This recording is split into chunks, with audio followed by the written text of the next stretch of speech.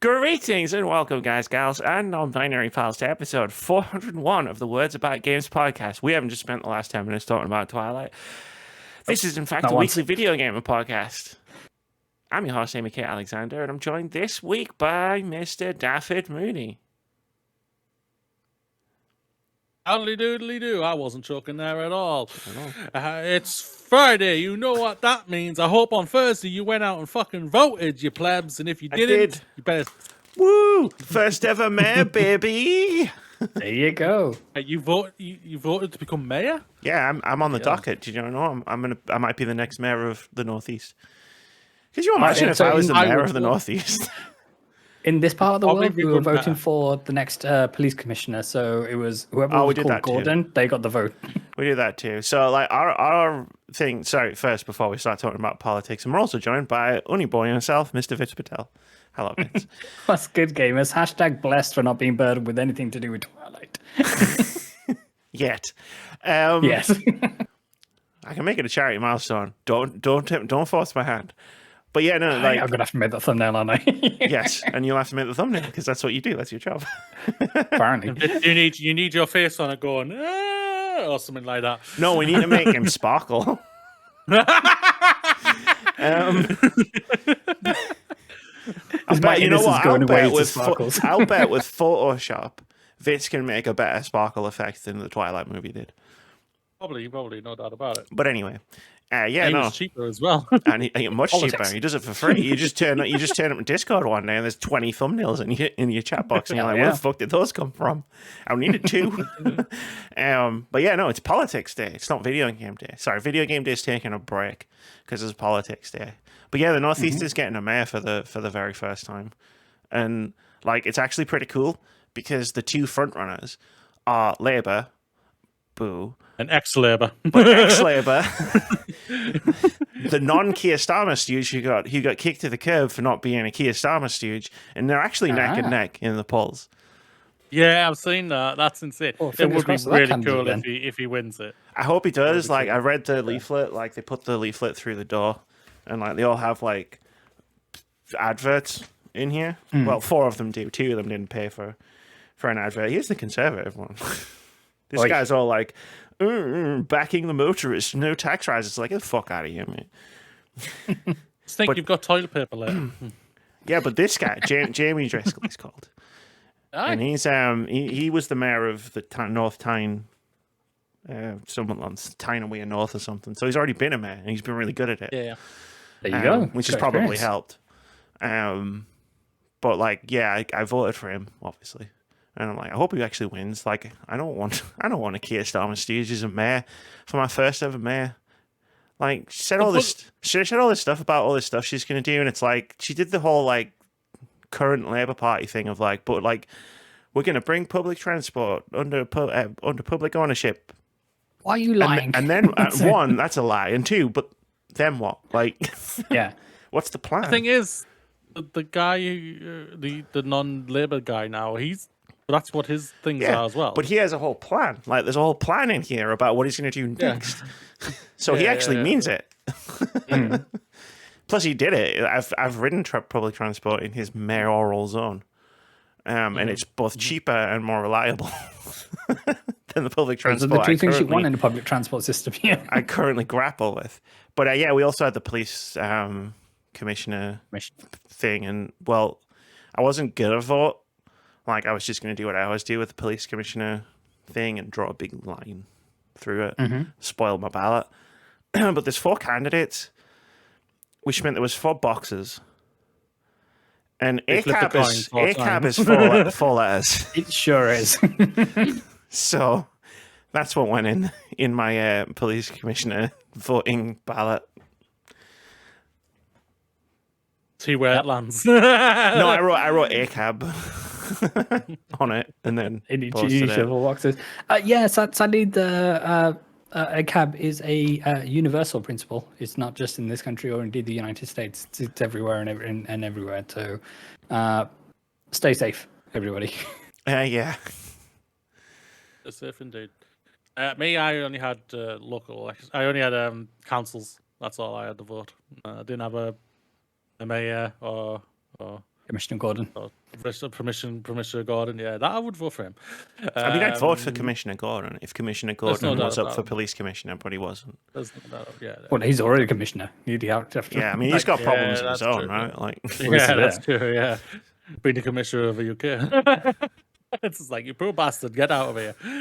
But yeah, hope my deep down for me, my only hopes is that this is just a complete destruction for the Tories that makes the Tories try and kick Sunak, and Sunak just goes, "Fuck yous, I'm going to the people." Well, he might not survive. Yes, get you out even faster. If it's a wipeout, like you might not have a choice of like, we're fucked. Like, there's nothing we can do. Like, which it would be cool. Like, my secret second hope is that Labour doesn't do as well. Like, they're going to do well, obvs. But, like, I hope they don't do as well, and, like, other candidates, like, do quite well. Which you sometimes see at, like, local elections and stuff, just because, like, I mean, fuck them. They're just the other Tories, but... Yeah. We'll see what happens. It's going to be a fun Friday. Maybe the Green Party get an actual run at it this time round. Yeah, well, that would be nice. Or just independence, like, everywhere. Just, like, rise up. There you go, yeah. Unaffiliated. We're done with party politics. Unless that party is the Green Party. There you go. But no, they weren't on my ballot. They weren't on my ballot. They were on one ballot. They didn't have a police person, but they were on the mayor. Sorry, my Green Party candidate, but I voted for someone I like. I looked through all of the things, and they were pretty good, but the other guy could win. So it's like, what are you gonna do? You know, like. It's fair. It's fair. And he had a lot of good policies. So it was both tactical voting and voting with my heart. I don't get to do that very often. Actually, I lie. I do that all the time, and I just don't give a fuck. It's like flushing my vote down the toilet around here. I've voted for Labour once in my entire life, and it was the one time they lost. 2019. No, it was the last one. 2019, yeah. 2019. With Corbyn. Yeah. They lost round here. I could have told you they were going to lose. Everyone said they were going to lose, but it's one of those things where it's like, well, fuck. Well, I'm fucking for the other dozy twat. So it's like, yeah, it's like, don't want to vote for a serial liar like Keir Starmer. Allegedly. Should I say allegedly? I should say allegedly. I should say. I saw he lied again. You should do, but it's redundant. Also, I saw he lied again this week. Oh, it was incredibly, right after the clip of him saying one thing, and then he just went, "I didn't say that." It's like, dude, they just played the clip now. We caught you in 4K, my guy. Like, just fucking to say I was wrong. How hard is that? I don't understand how hard is that. If you say you were wrong. It's okay to say you're wrong. There's nothing wrong. Just it's not constantly digging your heels in. I know. Well, it's like, it's a generational thing where it's like there's people above a certain age, this is anecdotal evidence. This is anecdotal evidence where it's like they can't be wrong. They're physically incapable of ever admitting they're wrong, and it does my head in. It really does. It's just like, just say you were wrong. Just say you were wrong. I'll respect you if you say you were wrong. Well, I won't respect Keir Starmer if he says he was wrong. Maybe we'll respect him a little bit, not a lot, just more than we did before. Yeah, definitely. Like, my opinion of him will improve very slightly, very, very slightly. Yeah, it's like, dude, we've got like the fucking Americans. They've got a fucking terrible choice. We haven't got a good choice either. Whenever we have our general fucking election, it's party blue or party half blue. Yeah, secretly blue, but poisonous red. Yeah, it's blue or ultramarine. It's like, okay, great. Thanks for that. Yeah. Yeah, it ain't good. The university campus in town has a Palestine protest thing happening now, like a solidarity thing. Hell yeah. So that's cool. I was happy with that. The craziness in America with that. It's absolutely insane for what I've seen. I'm just like, what the fuck, man? Jesus. Absolutely. The university calling the police on their own students, and then the police force standing back while pro-Israeli demonstrators break up a peaceful protest by inciting violence. Yeah. And then you see how it's covered. I've got this thing. I've seen it advertised around YouTube. It's one of the few like ads on YouTube where I've actually paid attention and been like, oh, that sounds really good. It's like this app called Ground News, and like it just puts all the news in like for every story, and you like click it, and it gives you like all the different outlets that like are reporting on it, but shows you like their biases as well. Right. So when the kickoff happened, and you know all the fascists started attacking the camps in at the universities and stuff, obviously like all the headlines from like the centrists and the liberals and the rights was all violence happened somehow. Yeah. But because Who started it? because I'm scrolling through this app and it's like, oh, let me just find, I know there's someone in here who's going to tell me who started it, and it's like, yeah, it was the fascists, they started it, and the police were just like, nothing to do with us, pal. And did common sense just go get thrown out the window? It never entered the window to get thrown out. That's right. That's right. Common sense never entered the room. It has to go through the window first. You know that, right? It has to enter the door before we can throw it out of the window. Yeah, that's true. Fair. It's currently lying bleeding to death at the bottom of the stairs outside the door. It didn't even get a chance to do like an Abe Simpson, walk in, like put his hat on the coaster and walk out, pick it up again. No, I didn't. It's hard to like concentrate on, like, you know, like you see the sentiment pop up every time something major is going on, like the black. I remember the Black Lives Matter protests as well, where it's just like, and I'm just supposed to like go to work, record a podcast, make a ridiculous Resident Evil. You know what I mean? Like, I'm just supposed to do these things, and it's like all this other stuff is happening in the world. Yeah, it's like it's hard to concentrate on like pretending that everything is okay. Of course, enough to like function as a person. Make jokes about Twilight. It's definitely a lot, and there needs to be more said about simply surviving and existing in this time, and the resilience that we've all had to build up and to test during these trying times. I mean, just today I was seeing a video of a 10-year-old girl in Palestine who was having her arm amputated after being struck by an IDF a missile strike kind of thing. And of course it breaks your heart, but it's that thing of what can we do when the rich and the powerful remain corrupt and the good people do nothing? Yeah, you're not wrong.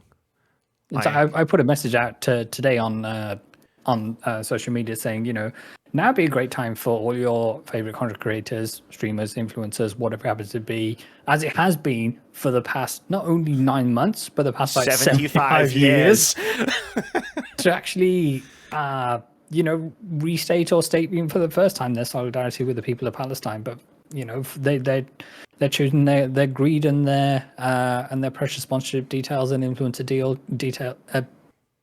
deals over what's morally right, and it's baffling. Well, I saw that post, and that's why I was like, I want to make sure I get mentioned in the intro of the podcast today, because I saw you post that today, and I was like, cool, we can do that, easy. Like, yeah, no doubt. Like the thing is, though, it's just like people just like to remain silent at the end of the day.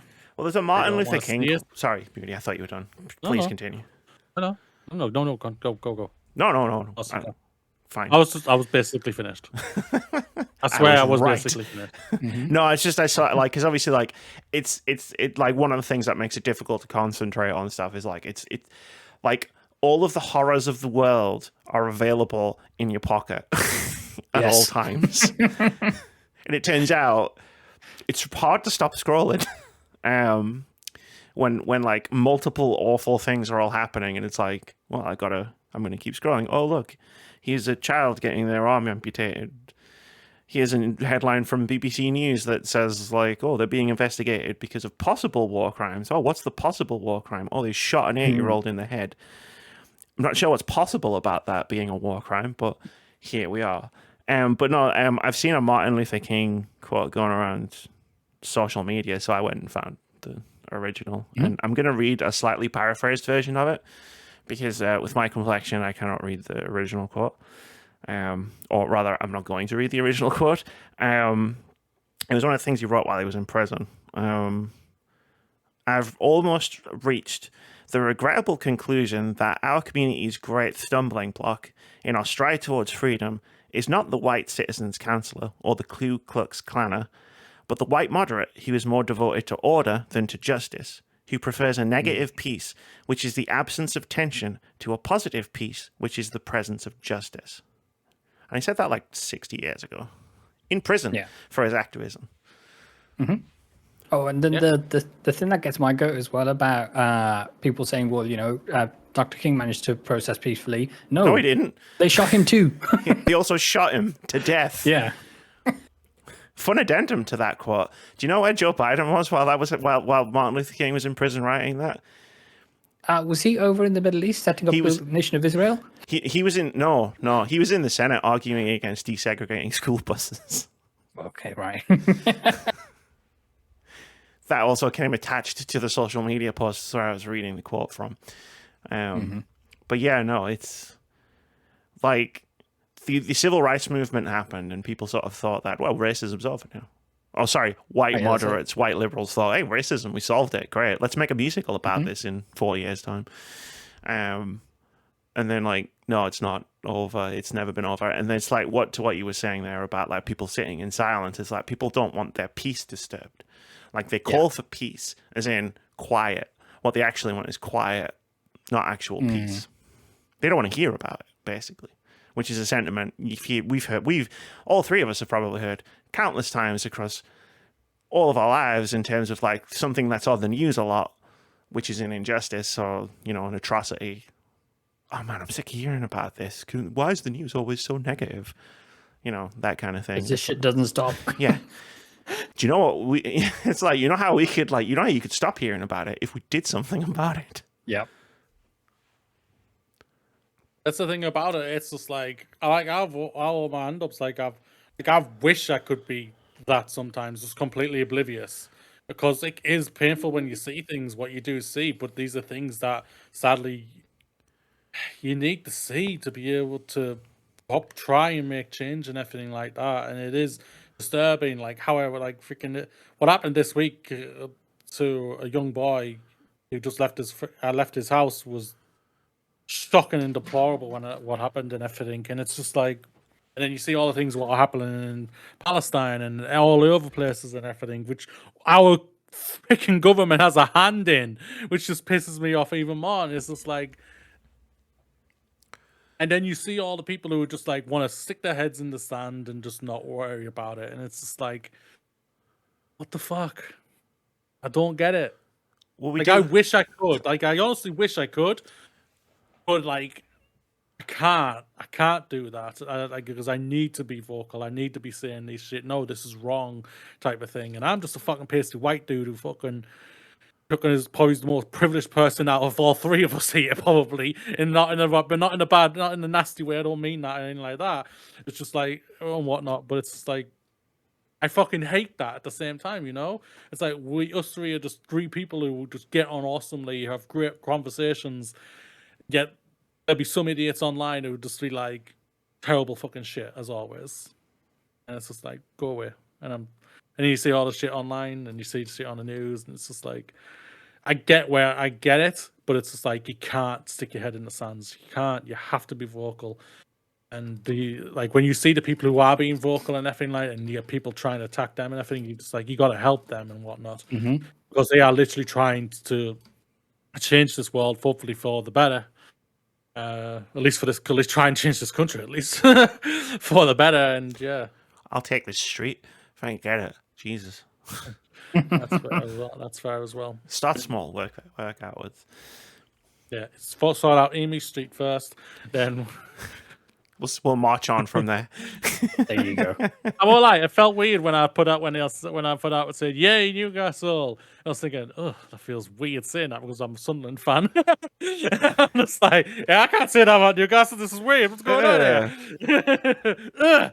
Goes up with the following message, specifically Newcastle as a city. Specifically Newcastle University, just Newcastle. Yeah, the university, not the club or anything like that. But yeah, I'm not a fan of your brown ale either. I mean, I am keenly aware. I am. No, if it helps, Mooney, and I don't know. This is not going to help. Just so you know, what if it helps? It is almost a year to the day since the gender criticals were in front of the statue near the Haymarket reading Mein Kampf. So you know, it swings and roundabouts. It swings. It really does. Yeah. Fuck me. But we're supposed to learn from history, not repeat it. Literally verbatim. Repeating it. But yeah, no, like the camp is great. Like the if it's still there when I'm going in town next week. If it's still there, I'll have a look and bring them some food or something.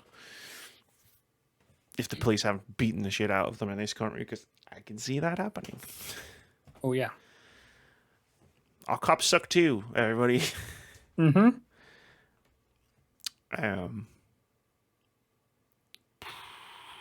a weird start to an episode about video games. It's not the first time we've done something like this. Yeah, it really isn't, like last year and everything. So yeah, it's yeah, like, we've done this. I feel like we do this once a year. It's like a PVS PSA special.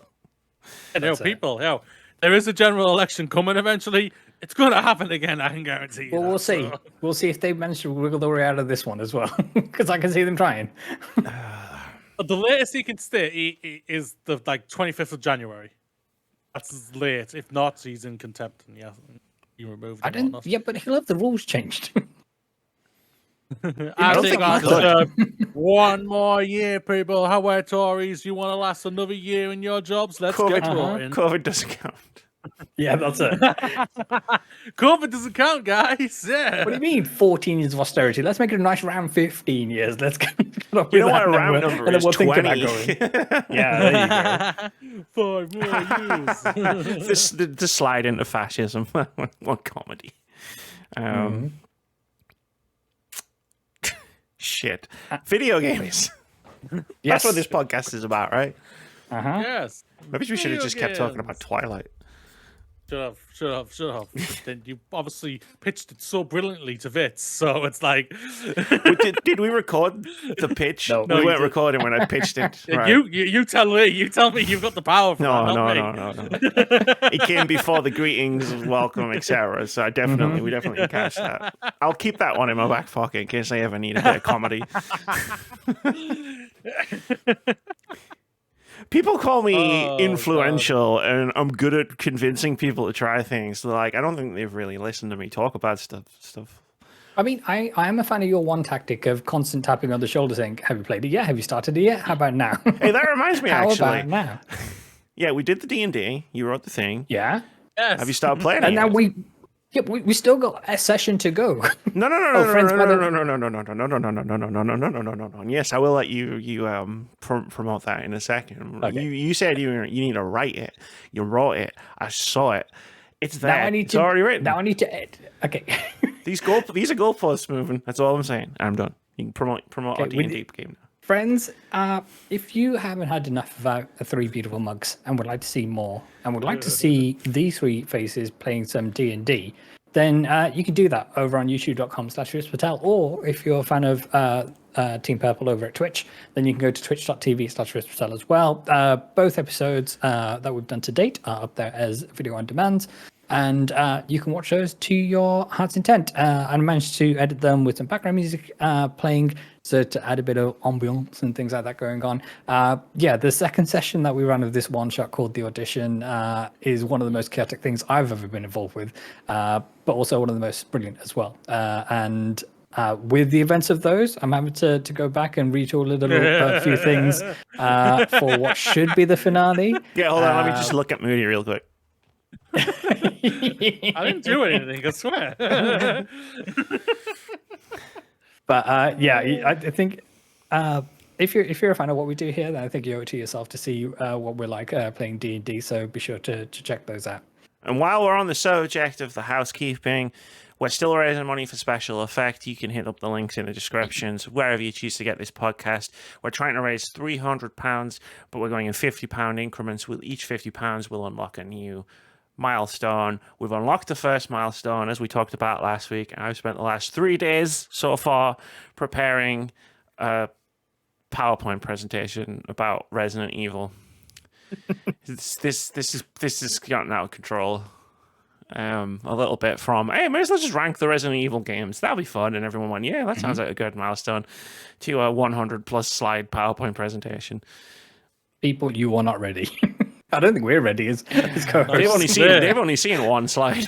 Wait, there's a slide? I might not have posted it to you. No, you sent it to me. No, yeah. I sent it to you, right? Yeah, I'll post it in the group chat. You.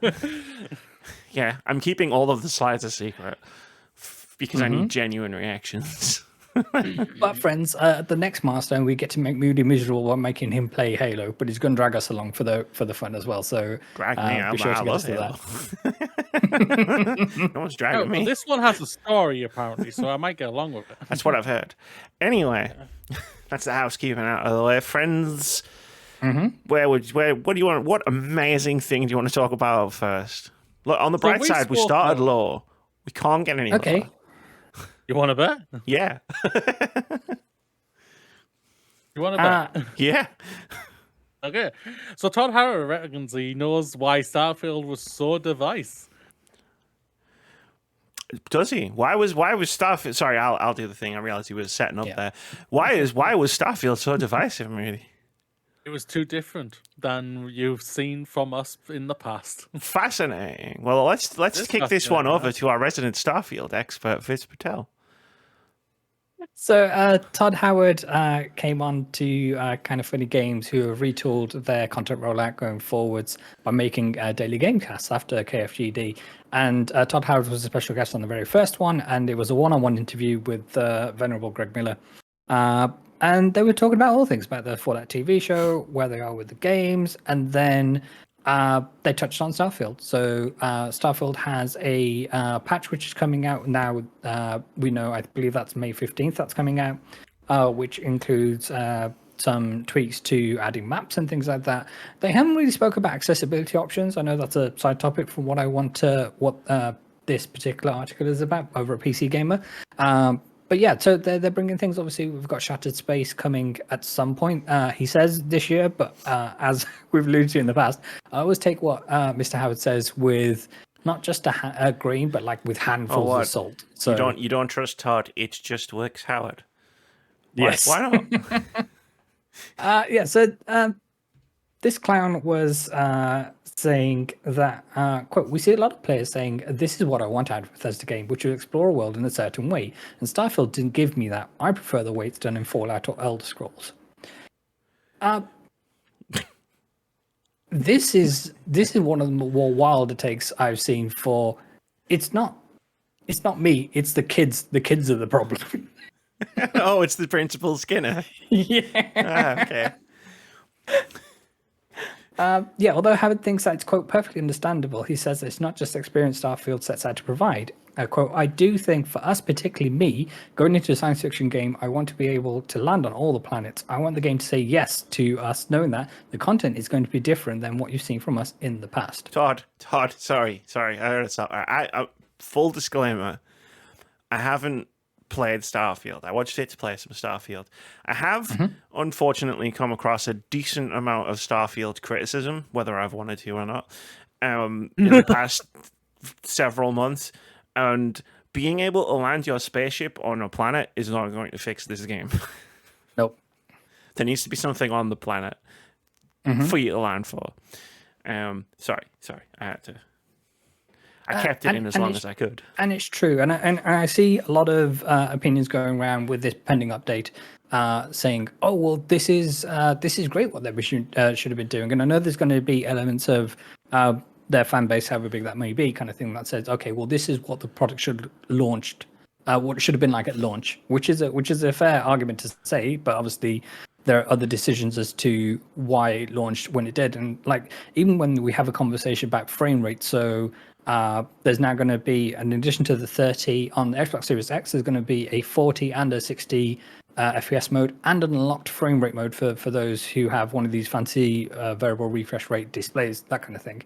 And when Starfield first came about, obviously I happen to play on PC, and I'm in the lucky privileged position to be able to bump those values up and play a smoother experience and what have you. But Howard specifically said that 30 is the the design choice that they made, because that's how they originally envisioned the game to come out. And now he's saying, we found some extra frames to throw in there. So it all just comes across as bullshit. And why lie to us in the first place? Just say, in order to make this release date, this is the frame rate, or this is the performance figures that it has to hit, because that's just the way development works for us here at Bethesda. People would have been mad, but they would have understood, because he was telling the truth, not just gaslighting everybody. And he's trying to do the same thing here.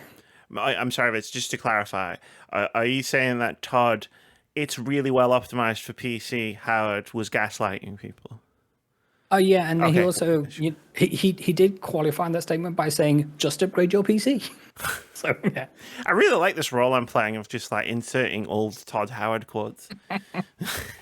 But every single one of them comes to bite him in the ass. It's brilliant. He's like the Peter Molyneux of the 21st century.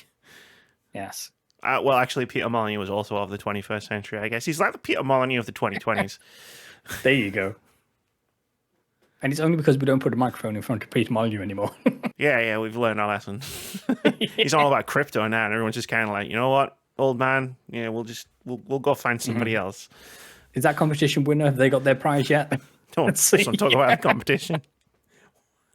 We all knew what was inside that cube. It was disappointment. Yes. But yeah, Todd Howard doing Todd Howard things. There's no doubt about it. He's doing Todd Howard things. He's right now. He's got nothing but goodwill right now, thanks to the Fallout show and everything. It's like Bethesda's as popular as it's ever been, arguably because of that show and whatnot. And Fallout's booming right now with a player base, which is fantastic fantastic for people who love that franchise and everything. Starfield was I never played it, so I can't really comment on it when it comes to that. I showed off my fantastic controller and headset I had that I've never worn or played with yet. Probably won't either, because it's just it's too pretty, too precious to Discord use. Exists. I don't need to use a headset anymore. That's true, as well. But when everyone heard about Starfield, everyone was just like, Skyrim in space, Fallout in space. Everyone knew what we were getting. Everyone knew what they were getting when it came to Starfield. They were getting a Bethesda, Fallout, Skyrim type of game out there in space. Everyone knew it. Whoa. Everyone knew it. So him coming out and saying they wanted a different experience and everything you gave them the experience. You gave them Bethesda jank as always, with crazy ass bugs, and a place. Basically, but he also decided to go. That space game that had nothing on the planets whatsoever, for what was an exclusive on PlayStation? Yeah, I want to do that as well and have many planets with nothing on it whatsoever. Piss off our player base even more. But we won't even have survival mechanics, so there'll be no reason to land on 95% of the planets. Well, the Skyrim in space one is funny, because I heard that this is one of the... I've come across many criticisms of the game, whether I wanted to or not, moments, because I'm subscribed to some YouTubers who have talked about Starfield. And in, I think it was Nakey Jakey's video, where he made a really excellent video, very good video about Starfield. One of the things was he said, one of the things he said was addressing the Skyrim in space thing, where he said, it's not Skyrim in space. It would be so much better if it was. And that's the quote from Nakey Jakey. When he said it, I just heard that in my head. It's a great video. Very entertaining. He sits on a yoga ball. That's his thing. It's good. I heard it's very good to your back. Yeah, apparently. But yeah, even with the trailer that came out with the incoming update, they've got some icons to go when you're on a planet and you can fast travel to any location. However, the UI design is they're all at eye level. no matter which direction you look at, it's just icon, and they're all enormous, and you can't see where you're supposed to be going in the first place. We learned a great lesson from Deus Ex Human Revolution, Eli. Yes, exactly. I can't see anything. There's too many icons on the screen. Mm-hmm. But if Starfield was a game that you vibed with and you managed to get through your first playthrough and have been waiting for you to jump back in, then this is a reason to go back into it. Just I would temper your expectations, as we all collectively should have done to begin with, when Todd Howard first opened his mouth. These two, yeah. This is true. I'm pointing at you, by the way, Moody.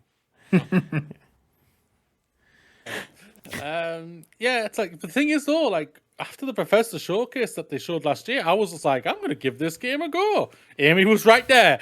She was right next to me when I said this and everything. And I just never did by the end of it. I was just like, I think it was a combination of just like so many games that came out all at once and everything. I was feeling, I think, a bit overwhelmed. It's like, there's too many games. Which one do I go to next? Football Manager. And I just. Yes. No, I never touched Football Manager last year. It was a joke. Yeah. I know. Okay, but yeah.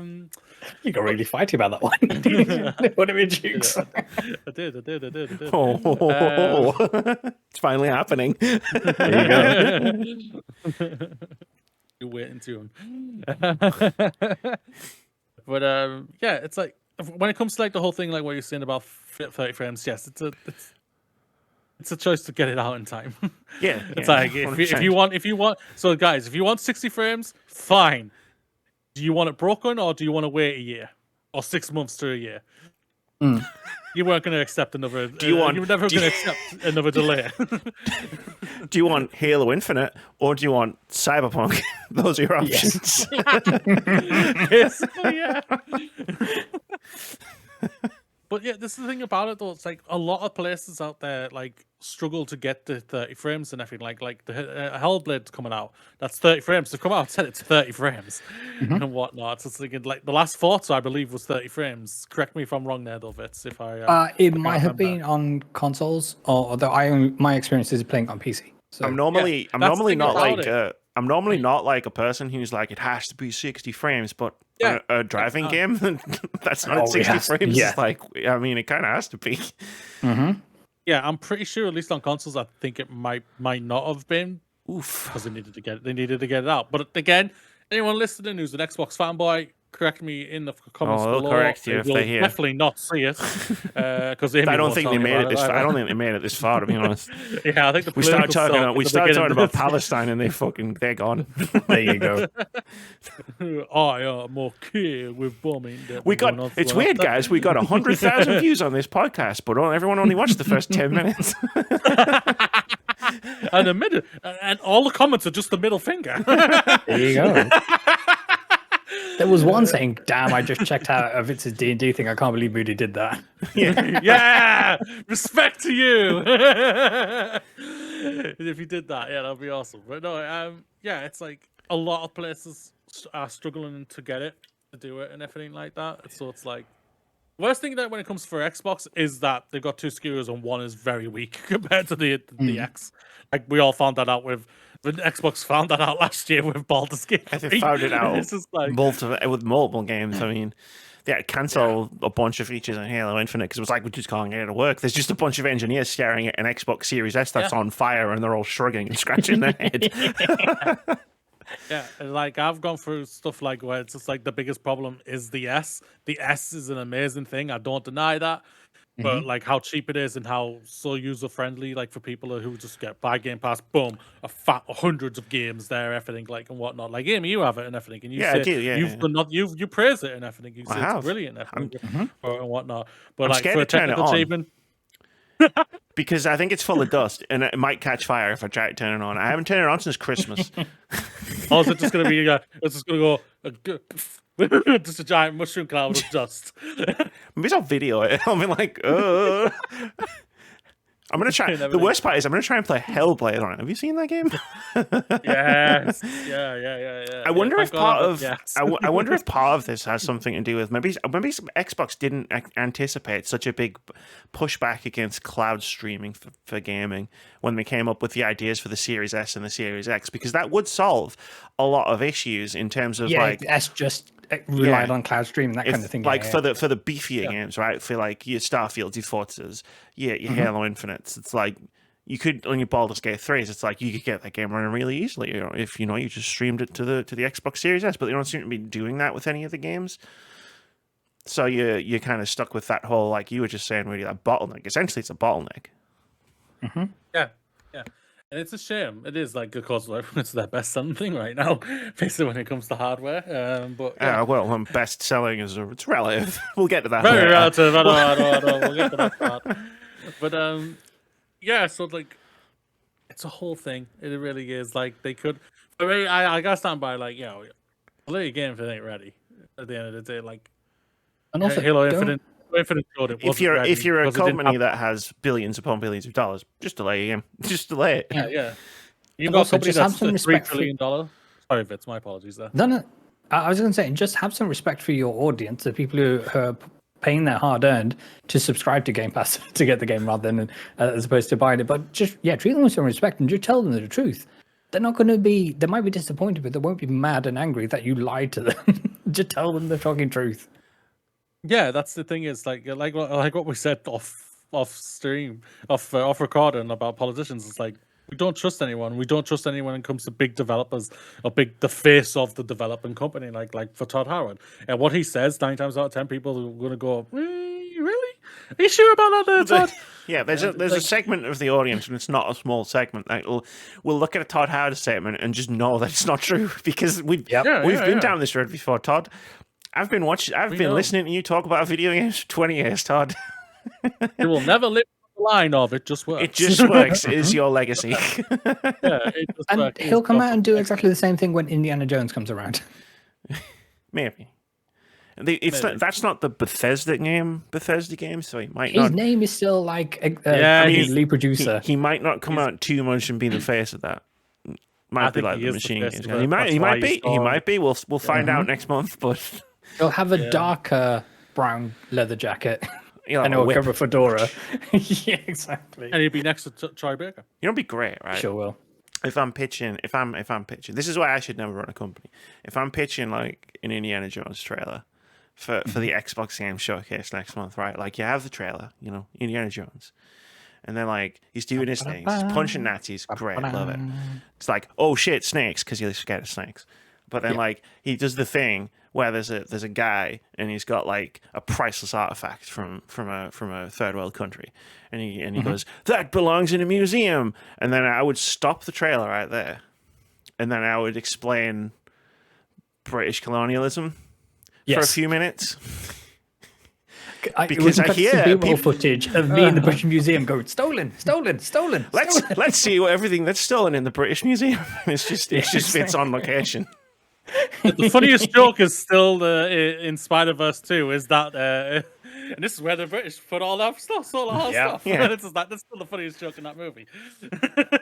I'd make an entire Indiana Jones game, and it is just about, it's one long joke about how everything is stolen. Indiana can learn from his ways and is going to steal from the museum and return it back to where it came. That's it. That's the game. Indiana Jones and the British Museum, and it's just the whole game is just you breaking into the British Museum, stealing everything in there, and then you go on a globe-trotting adventure to give it all back while the British are chasing after you. And for some reason, the British are dressed in their British Empire outfits and they've got muskets. I don't know. In my head, that just makes the most sense. Sounds about right. Sounds about right, no doubt about it. Wouldn't be a very fun game if Indiana Jones was getting drone striked. Well, I mean, the game is still set like 1930s, 1940s, that kind of thing. So yeah, it's between the second and first movie, isn't it? Oh no, it's between the first and third movie, isn't it? If I remember right. Because Temple of Doom is a prequel. You can set our game whenever you want. And we'll come up with a damn better title than The Great Circle. I've already came up with it in the British Museum. There you Indiana go. Jones and the Done. Crimes of the British Museum. Yes, the crimes of the British. Crimes of the Indiana British. Jones and the Crimes of the British. Monarchy. Can we have monarchy at the end of that title? Yes. British monarchy. British monarchy. We're hitting all the political talking points We today. really are. We really are. You know the title, the most political episode of all time. There you go. Might well be our most political episode of all time. I think, yeah. Yeah, but that's just to round off, yo. If you're What were we loving the talking Starfield game, if Ah, you're loving Starfield. Starfield, ignore what Todd Howard's saying and just go and enjoy yourself. Like Like- whenever the update eventually comes, probably they're going to show it next month in June. Will it eventually end this? Will it come out this year? Who fucking knows? And whenever it does land, just enjoy it. I hope you do, and that's all that matters. That's the key takeaway, not just for this topic, but I feel like for the podcast in general, like we're gonna sit here, the three of us, and talk about how we don't like Starfield for various reasons. Like I've watched Fitz play it. Fitz has actually played it. I mean, like this was like, damn, mate, I'm out. I don't play games that are longer than 10 hours, and like. Just ignore it. If you love Starfield, love Starfield. Who gives a shit what we think? Protect your peace. Don't let anybody else get in the way of it. It's fun to watch criticisms of things that you enjoy, like good faith, good faith criticisms of things that you enjoy. It'd be fun to watch that or listen to that, just to get a different perspective on something that you love. But just ignore it. If you love it and you're sick of people talking shit about it, just stop listening to people talking shit about it. Yeah, basically, yeah. That's I didn't play it because it was so woke, man. Those pronouns. I know those fucking hell, man. pronouns, right? I was so pissed off by that. Crazy. So pissed off. That's another one. We got it. I was thinking, how do I get this in? Now that we're just going through the checklist. But no, yeah, it's like the thing I brought up a tweet that I'd said a while ago on the podcast where it was like, what games would you enjoy? Would you enjoy more when there's not a bitch in your ear telling you how shit it is? That is the thing about it. It really is. I think there's a conversation to really have about that. It's just forget about the fucking criticism. If you are interested in the product, you want to play that product, play that fucking product. Enjoy it. If you want to watch it, and everything like that. That's absolutely fine. And I do hope you enjoy it. That's all that matters at the end of the day. I'll be addressing my complaints about Twilight to you specifically, Moody. Don't look at me! Sammy's the one who sold it on you! What if you enjoyed it, though? That would be wild, right? I know, that would be worse. Well, the thing is, I enjoy it in a very specific way. It's terrible. I get why you enjoy it. There's no doubt about it. It is terrible. The more she fucking talks about, the more I'm like, you know what? We might have to do it. Yes! After all the other ones that we might do first. We're starting with Star Trek, so. Okay, I'll get that in there. Oh, I'll am. I'm already working on the thumbnail. No, wait until you've seen it. Trust me. Okay. Just trust me. There's an image that will never leave your head once you've seen it. We continued we started with kind of basically Bethesda, which is under the Microsoft banner. Let's continue with the Microsoft banner. So apparently Activision Blizzard boosted Microsoft's earnings, but Xbox console sales plummeted. Yeah. I have a thing to say about those earnings. I guess this is the missing piece of information from the business update that we got a couple of months ago. Where it's why are Microsoft doing this? It's because nobody's buying any of their things. That was my entire comment. It's just nobody's buying anything on Xbox anyway, which kind of makes the whole backlash from the fervent portion of the Xbox community that we all ridiculed when the news first started breaking really funny, because it's yeah, sure, you know what, keep it all on Xbox, that's fine, that'll be so much worse for the Xbox brand, you're absolutely, but you have the best interests of the community at heart, I'm sure. Oh, what's that, the Xbox division's being closed down because it makes negative $1 trillion. There you go. Sorry, continue. No, so this is a story from Eurogamer. So Microsoft acquisition of Activision Blizzard has contributed to a boost in gaming revenue, but Xbox console sales have taken another massive hit. In its latest earnings report, Microsoft stated gaming revenue has increased by $1.8 billion. That's billion with the B, friends, or 51% year on year. Yeah. While Xbox content and services revenue specifically increased by 62%. That's a whole lot of up. that was me ad-libbing. Microsoft admits that this is due to the net impact from the acquisition of Activision Blizzard. I imagine Activision Blizzard the king in that. Hardware revenue, however, decreased by 31% year-on-year due to poor sales of Xbox consoles. Even the release of major exclusive Starfield last year couldn't improve hardware sales. It's a similar story to this time last year, when the company also reported a 30% drop in hardware revenue. Yep. So it's down 30. So Xbox hardware is down 30% year-on-year, twice in a row. So in 2 years, they've dropped 60%. Which now we're at the part of the console cycle where like sales will start dropping off. Like PlayStation 5s are definitely like will definitely be experiencing that as well. But like 60% is a big number. Like, yes. Oh my they God. started their drop last year Yeah. or the year before that, so it's like they were already dipping and everything, so it's like it's a thing for it. So it's like going back to like the whole thing of like what they would like they're getting, even though they've said they're going to give us hardware in for next generation, like it is probably going to be their last one. Unless they like switch to the thing what you've been saying for a while, Amy, a dongle to stick in the back of your TV, basically. Well, they skipped that and just put them in. Like you can buy a new Samsung TV and it's Game Pass on it. Yeah. That's it. You will run Starfield. That's the and next everything. purchase. That's the next Samsung. purchase. Buy Samsung. We constantly hear about, Xbox have got all these studios now, and the dominoes are gonna fall. They're gonna start falling. Well, these dominoes have been set up for people have been talking about these dominoes for the past 5 years. I imagine at some point they'll do because they have enough more studios than I've had hot meals.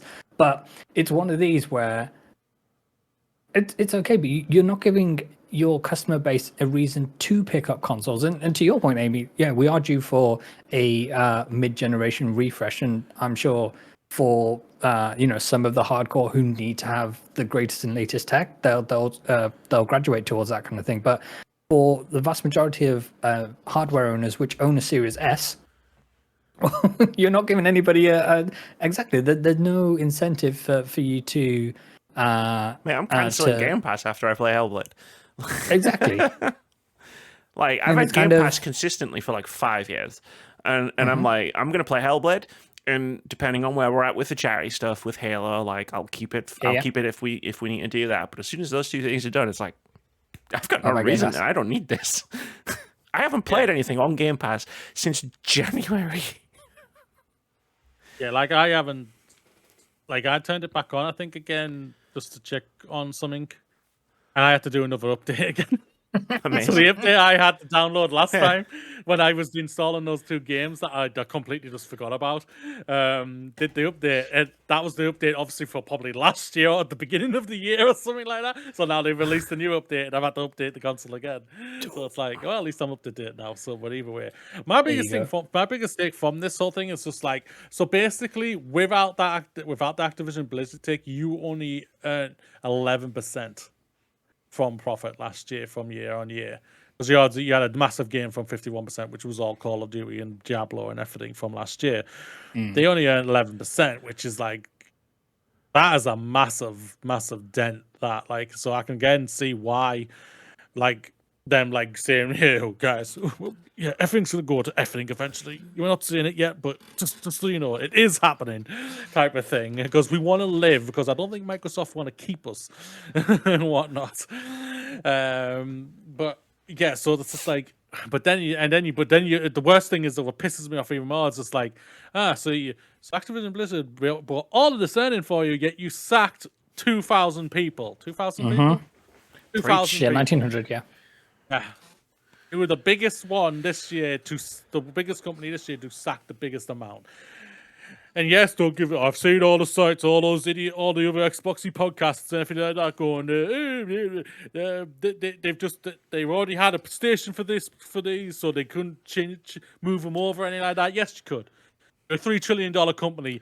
You could fucking find a way, and you fucking know that. Excuse me. Amy, you put your hand up. Excuse me, you in the corner. Mr. Mooney, I just have a question for the people you are speaking for currently, the Xbox podcast people. It's like, we can't duplicate the roles. It's like, now, I might just be talking out my ass. I'm not a game developer, but if I have 10 studios, and then I buy another 10 studios. Now, I'm not great at maths, but that's more studios. Yes. Right. Now, follow my logic here. I know it's going to be difficult to work out, but if that's more studios, is that more work as well? Yes. Right. Cool. Yes. Which would require more people. If only these new studios, with anybody else? Am I making sense? It does. Okay. Now, it only works if these new studios already had the people in there who were doing that function of the job, who have all the experience of running these studios, and you don't need to train anybody else up and increase the workload on the existing people in your studios. Was that the case? And they still let go of all these people? Yes. Okay. I think I understand the situation now. Yes. We understand. We're all in an understanding. Xbox is We're all shit. in understanding. So, yeah, all of that. And they're not in the like... by far. This isn't just a dunk on Xbox. There are plenty of terrible. It is, but yeah. It is because they deserve to get dunked on and everything for this and whatnot. Like they are now, like they've stated, a $3 trillion company. They can handle this and they know this. It's just to raise up bloody things all over again. Does raise up their prices and not so they can make the shareholders go, "Ooh, we get more money for ourselves! Yay!" Exponential growth is possible. The other caveat to this is that they are no longer reporting on Game Pass subscriber numbers. Of course they're not, because they're not going up. I wonder why that is. 100%, but then that's just another piece of wool that they're trying to drag over everybody's eyes in terms of, yes, the business is booming. Everything Sarah Bond is saying is actually true and not falsehoods you're going to buy to in the end. So without releasing like all of the new Activision Blizzard games, like once Call of Duty hits that service, you'll see a rise in subscriber numbers.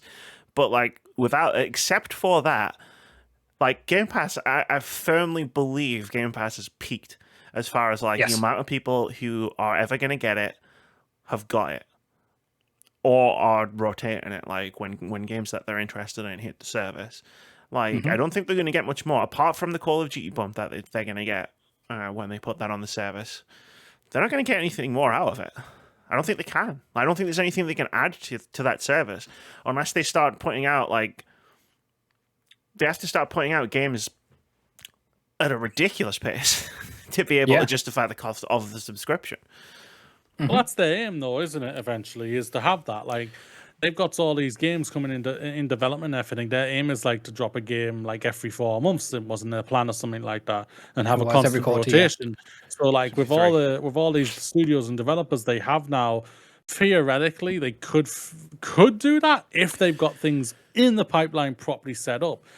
But we've seen from the mismanagement, I think, from Phil Spencer and his team, that I don't think they actually really have that in place right now. I hope to be proven wrong in June, and that we see like the beginning is going to be obviously hopefully Hellblade now, in May, and in the next 4 months' time, we get another one, and then the 4 months after that, another one. Yeah. Sorry, if it's every quarter, it will be 3 months. Just to jump in. Oh yeah, three months. My apologies. I thought it was 4 months they were saying. But I know what you mean. Yeah. To your point about even if they hit that target of 3 a game every quarter, that's only 4 games a year.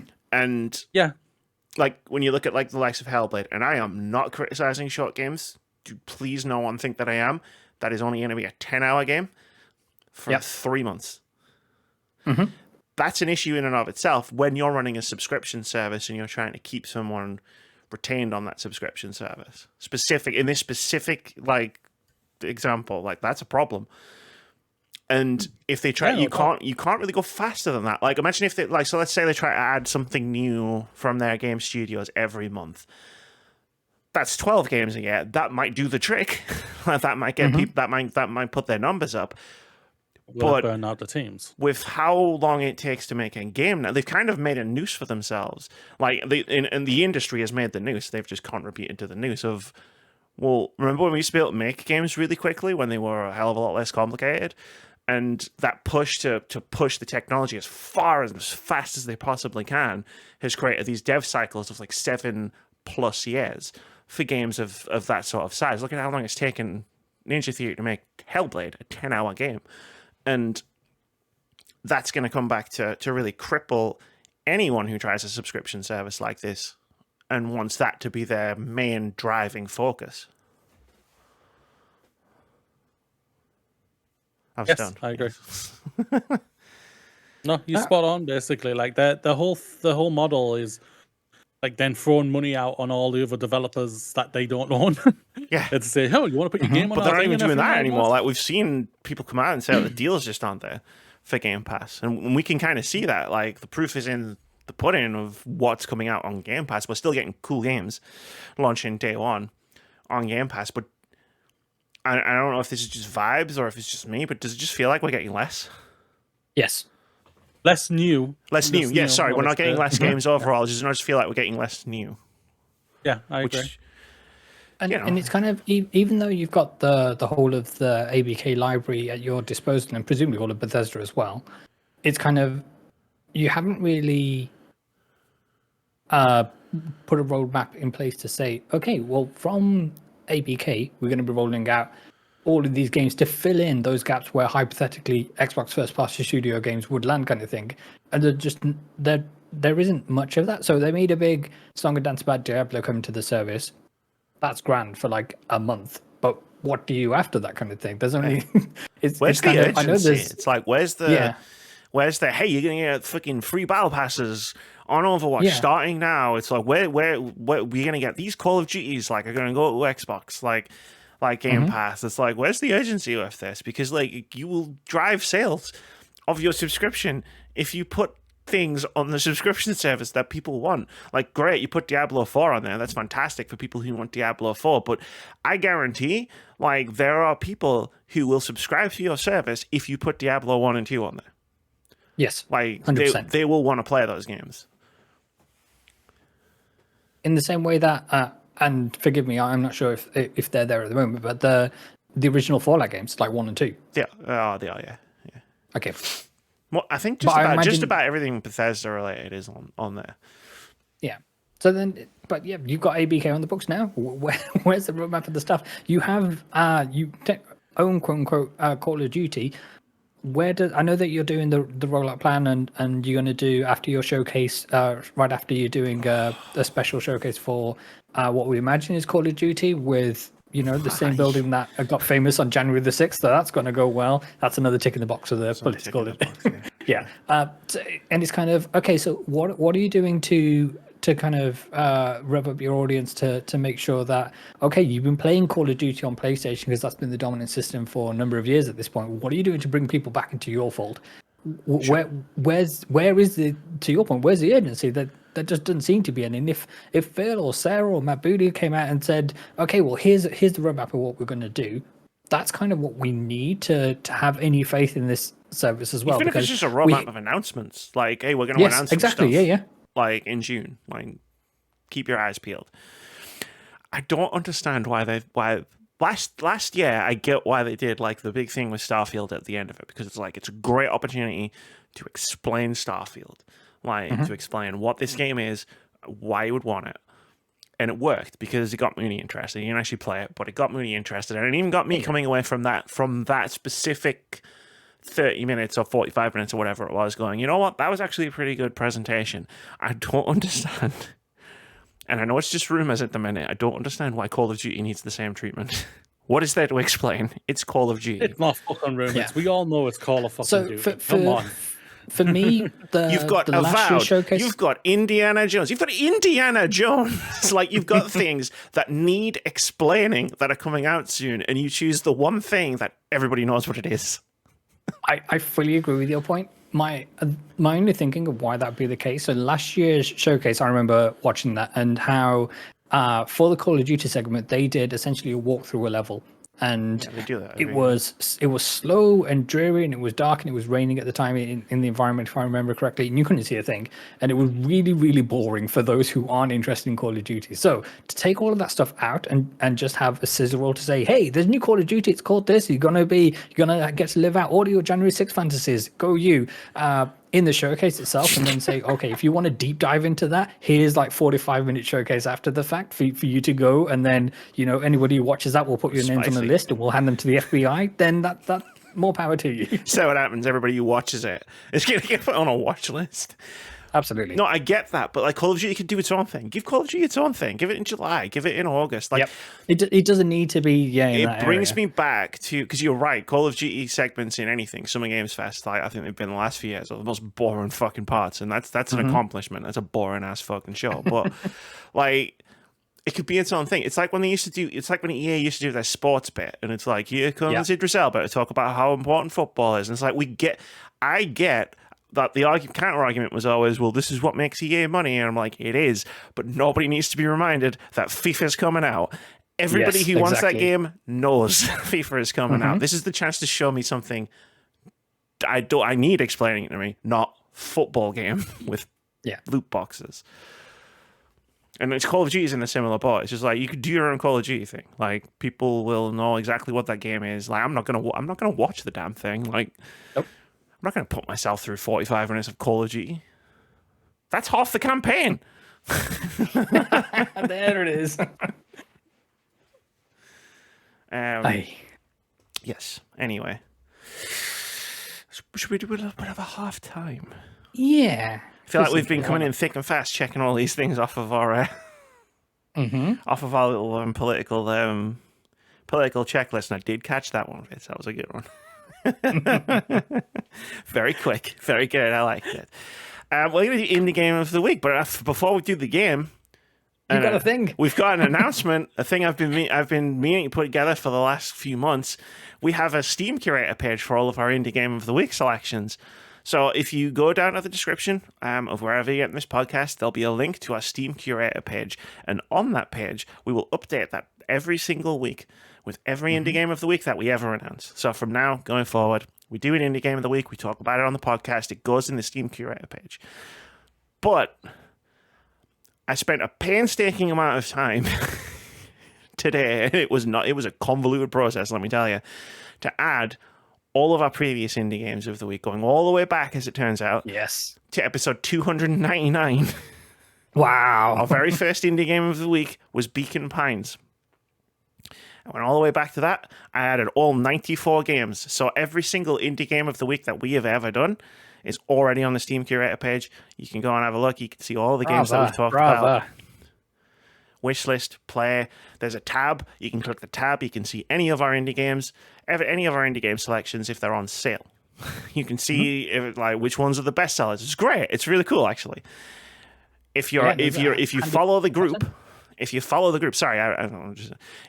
group on Steam and you go on and you just browse the Steam and you click an indie game, it might have words about games thumbs up, and that means it was an indie game of the week. There you go. But click that link. It's good. It's a good place. Like, I kept forgetting what indie games of the week were. Now I've just got a list. There you go.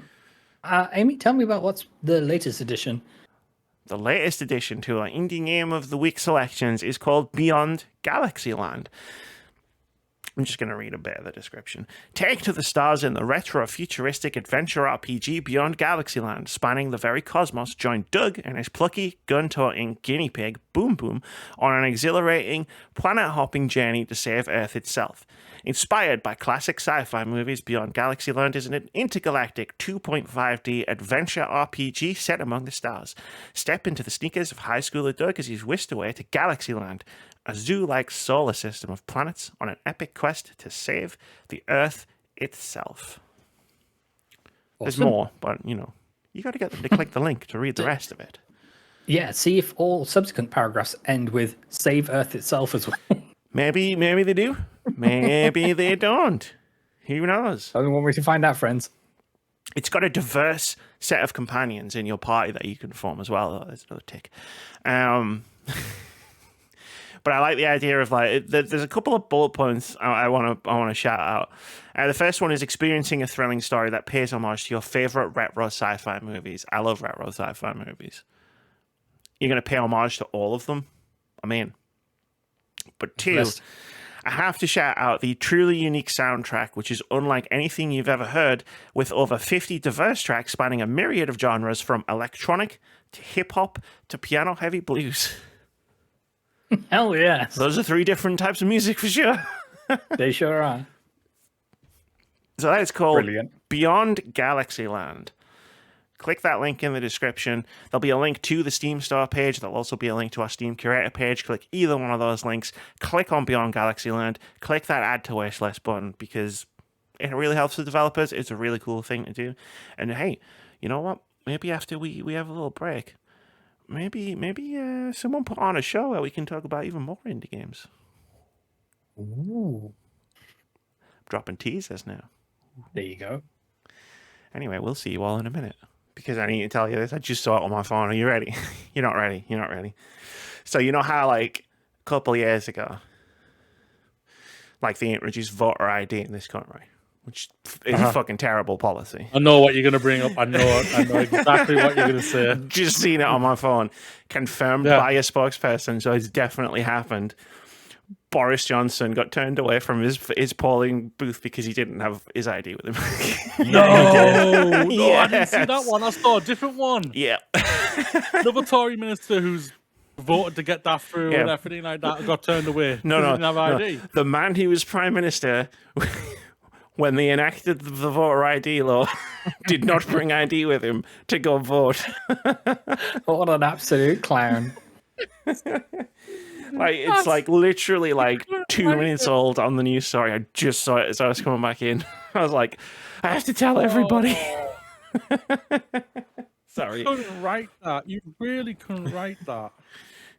Sorry to bring politics back into the podcast. You know, I know we've had I know we've had a politically free podcast so far. Of course, yeah. Friends, if you're unfamiliar with the word Boris and Johnson in those in that combination, keep it that then way. Yeah, also keep it this way. He is a man who somehow has sired many, many children, most of them illegitimately, and also was coerced, because I don't think he did it voluntarily, but was made to apologize to the Queen of England herself for lying to her and her subjects during the pandemic, and for many, many, many, many other things that he did during his tenure as Prime Minister. Fucking nutcase wanted to go and see her when he had COVID. I'm just like, yeah, that's one way to knock her out even faster, wasn't it? I know, right? And then Liz Truss came along and finished the job. That for legal reasons, that was a joke. That was a joke. Obviously, Joke. For legal reasons. I know. But don't worry, a lettuce got revenge for us. I love that lettuce. Where's that lettuce when you need it? Lettuce tasted good by the end. That was some good lettuce.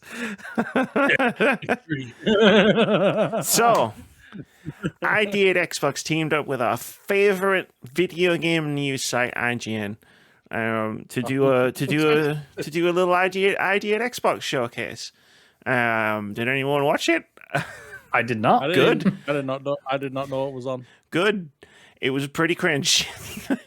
And that's me saying this. I was Ryan McCaffrey going, oh, Xbox, all Xbox. McCaffrey wasn't there. There was 3 guys. I recognized one. There was 2 guys and a lady. I recognized one of the guys, but and I only watched part of it. But the jokes were just like, and I mean, I'm a fan of bad humor. This podcast is proof of that. But wow. Yeah, I even wrote in the notes, it's like, look, don't watch the stream. Here's the trailers. Just watch the trailers. So yeah, that happened. It was pretty cool. There's some pretty good trailers. If I do say so myself. I'm bringing up some Steam Store pages for myself. Should we just run down the list and then we can stop?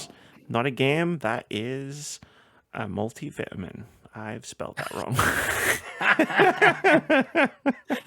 Friends, we're going to go down this list of games and try and pick out which one he misspelled for a vitamin. I think I can. I think I know the one you're talking about. They kicked things off, at least on the Xbox side, which this write-up is from, with Astor, Blade of the Monolith, which apparently had a release date trailer to start proceedings with. It did. I'm not going to weigh in on many of these. No, that's fine. Next up, 33 Immortals. They had an official Lucifer trailer. Next up, Palworld, everybody's favorite creature catching game, creatures which may or may not fit in pockets. They had their official content update trailer. So I know folks are excited about that one. I'm surprised Moody didn't somehow reach through the freaking Discord and punch you in the face for that one. God damn. Everybody's favorite Pokemon, Palworld. He's fighting you first, so which gives me the time to run away. So there is that. Commandos Origin. They had a gameplay teaser. The idea Xbox April 2024. I think the game they may have misspelled. Centum. Indeed, yes, I know that is the game that I misspelled. Centrum, as it turns out, is a multivitamin. It is. That's going to be tricky for their SEO. This looks a fucking weird fucking game, man. Like, we're talking Amy-ass Amy game right all the way through down to the fucking core. I can't even begin to explain the trailer. I know I watched it twice. But yeah, I'm on the Steam store page right now. I'm just going to do what I do with an indie game of the week. I'm just going to start reading. You're a prisoner in a cell. You have to escape. But is that really the goal? So the key feature of this game, apparently, is an unreliable narrator. Centum challenges traditional gaming conventions by weaving an intricate narrative where reality is as fluid as the mind of its narrator. Apparently, you can. It's got mind-bending gameplay where you navigate a series of daunting scenarios, each shrouded in uncertainty and enigma. Every click and decision is remembered, forcing you to grapple with the unreliable nature of the narrator's hints and guidance. You can shape the story, but there's no singular protagonist in Centum. Instead, players shape the behavior of an artificial intelligence through their choices, guiding it towards different outcomes and experiences. And that's not like bad in generative artificial intelligence. That's the AI in the game. Just so we're clear on that one. The game obviously has multiple endings. And then the last bullet point, question reality. Centum speaks of themes that challenge players to question not only the game's reality, but also their own perceptions and beliefs. Nice. This one popped out. It jumped out right at me like as an Amy game. I was hell yeah. So friends, if you haven't had your fill of unreliable narrators in Cloud Strife, then Centum might be the game for you. Next out was Lost Records Bloom and Rage. They had a lo-fi summer trailer. This looks awesome from what I remember. I think we first saw it at a Summer Games Festival or Game Awards, something like that. So I haven't had a chance to check out this trailer yet, but I know this game, when it was first revealed to me at least, looks awesome. So looking forward to it's the Don't checking game. out the Life horror vibes. Life is Strange. That's not Life is Strange. Yes. Moody likes it. He may still be mad, or he may be plotting my might be frozen. Revenge. No, he blinked. He's still there. There you go. What's wrong? Nothing. Nothing. You haven't committed any crimes as yet, so yeah. That we know of. Yeah. Keylocker, they had an official announcement trailer. Actually, it says in parentheses, an official announcement trailer for a game that was announced 3 years ago. Okay, RGN, calm down. I stand by every word.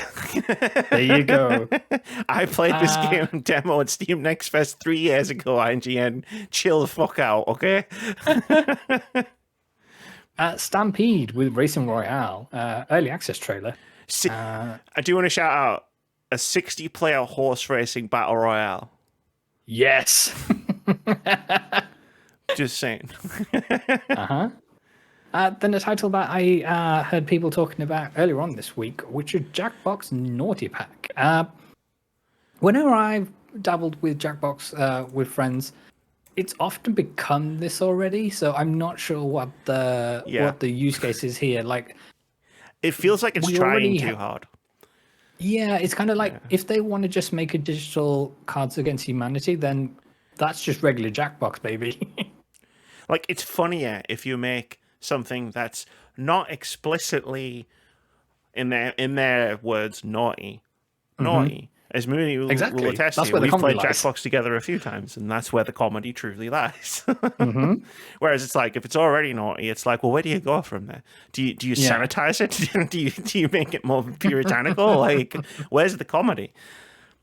As you may have guessed, I'm not a huge Cards Against Humanity's fan. Yeah. Tries too hard, man. one of my friends, they so it wasn't my copy of the game. So a bunch of friends came over and we were playing the game, and they picked up one of the cards and tore it in half. It's like, this card should not be allowed in this game. That's fair. That's fair. Yeah. Next up, Times and Galaxy. They had an official release window trailer. And after that, it was Soulfall. It's that window we're waiting to throw common sense through. Yeah, so after Sulfur, Farah, the Sundered Tribes. They had an official Xbox announcement trailer, so I guess it's coming to that platform as well. Monster Hunter. Sorry, it's basically Monster Hunter. Oh, awesome. In a fantasy land, like a post-apocalyptic fantasy land. Turns out the Beatles had it wrong, because the next title is All You Need Is Help. Okay. You both got the document open, right? Yes. Now, what I need you to do is, I saw Moody's thing light up. He's like, "Yeah, I've got the document open. What are you talking about? I'm not browsing Instagram right now." There you go. So that bit in the document where it says "All you need is help," that's the trailer. Now, I need you both right now. It's like a minute long. I need you to click it. Clicking. And watch, obviously. That goes without saying. Yeah. Like, just have it open. Just for the vibes. Just get the views up. Yeah. Keep hitting F5. Okay, pixel junk. Yeah. Like, because this was the one, like, apart from Centum, which was the one that stands out to me as an Amy game, this one jumps out to me as a words about games game. Which it turns out is a mouthful of a sentence. For our audio listeners, Mooney is just doing his thing. He's just looking at it. But Fitz is like bopping his head around. He's like, yeah. You've got a very charming song. It does have a very charming song. But look, the gameplay. What I want you to do is awesome. I want you to imagine the three of us. Yes. Attempting to play this game.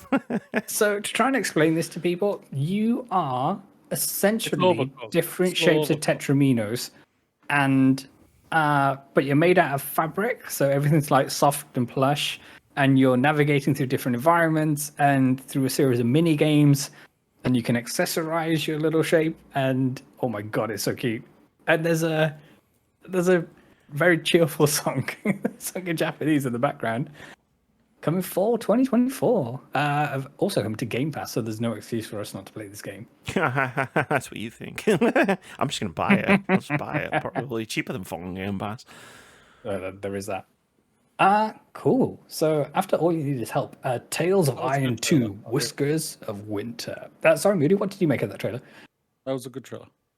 Okay, there we go. I don't know how to do the reaction. No. I wasn't asking for like the live reaction thing. I was just like, I need you both. I need to know that you've both watched this trailer so that I can say like when it comes out, and I'm like, you guys, this fucking game's out now. Oh, I would have forgotten about it. We're all on the same page. I feel like you have the same type of memory that I do, where it's like you'll forget. But then when it comes out and I say, hey, remember this game? And you'll go, no. And then I'll go, here it is. Yeah. You'll go, oh, yeah, I remember that game. Like Stray Gods 10 million times last year. There you go. Where Stray Gods, you'd be like, what's that? And I'd be like, it's the musical RPG. Oh, yeah, that one. Yeah. Yeah, who's the one out of us two played it? Yeah, I know. Shut up. I was busy. They released it a week after Baldur's Gate. What was I going to do? Not play Baldur's Gate? I mean... that'd be silly. So after that was Tales of Iron 2, Whiskers of Winter. Next, we had the official gameplay trailer for Hangry, which sounds awesome. And then the Anthem trailers kept on coming because we had Promise Mascot Agency. I've got a Steam page open here. I've got to read this. Yes. From the creators of Paradise Killer. Have you played Paradise Killer? I have not. You should play it. I have not. It's insane. It's amazing. It's incredible, but it's insane. Truly insane game, but amazing. And not like Twilight, where I'm like, it's so terrible, it's great. It's a better pitch than Twilight. I won't lie. Paradise Killer is a game where you're in heaven and someone's been murdered and you've got to solve the murder, but the game decides who the murderer is before you start, like as you start playing, and you never get the answer at the end. So you've got to actually like use your powers of deduction. to like figure shit out. Wow. Okay. And also, it's fucking insane. So anyway, if you didn't get that from me talking about Paradise Killer, let me read the description of Promise Mascot Agency. From the creators of Paradise Killer comes the world's first and best open world mascot management crime drama. Yes. I'll just read that description again. Open world mascot management crime drama. This is Promise Mascot Agency. And if those two things, the genre and the developer's pedigree didn't sell it to you, do you remember Ikumi Nakamura? Yes. So I'm pretty sure I saw her name come up in the trailer. She's the woman Ghostwire Tokyo where she was like, it's spooky. She's spooky. She has a development studio called Unseen. That won't help. Okay. I want to make sure I'm getting that right now. Nakamura. Not who she is. I know who she is. Promise Mascot Agency. Because I watched this in a fever dream. Mm-hmm. Yes, it is. From the creators of Paradise Killer in collaboration with Ikumi Nakamura. Hell yes. This game is going to be my fucking game of the year. Sold. I'm sold so hard on this game. Cool. That looks awesome. Very excited for that one. Gamera Games, official Game Pass sizzle wheel. There was like 4 games that are already out on PC coming to Game Pass. Yeah. And then Triple I Initiative Showcase. They had a recap trailer. I'm guessing they recapped everything that happened at Triple I. They did, yeah. Showcase there. I think it was like 15 games that were at the Triple I Initiative are also coming to Xbox, which is can I just say, as someone who's been, I don't want to say complaining about the amount of showcases we've been getting this year, but I'm going to go with the word complaining about it, where it's we're now at the point where the showcase is recapping the showcase that happened 2 weeks ago. Stop. Yeah. Please. I can't take it anymore.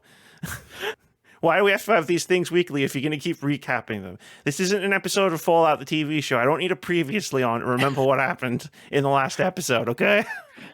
Previously on Industry Showcase. There's been more industry showcases than there's been episodes of Fallout. That's true. In the same period of fucking time, it feels like. But definitely in 2024.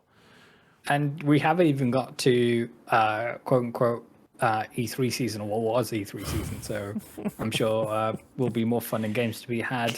But heading back to this one, the Idea Xbox showcase, they finished things off with an official gameplay trailer for Dungeons of Hinterberg and an official laboratory update for Vampire Survivors. Yeah, it's the gun DLC. Yeah. They're collaborating with Contra, of all things. Oh, yes. It's that's so weird, but makes perfect sense when you stop to think about it for 2 seconds. And that, friends, was your Idea Xbox April 2024 showcase. Yeah, there was more game trailers. I'm sure it was a fine showcase, but I'm at the point now where I'm just clicking on trailers on YouTube and skipping some other ones, and that's bad really because I'm gonna miss stuff that's definitely for me.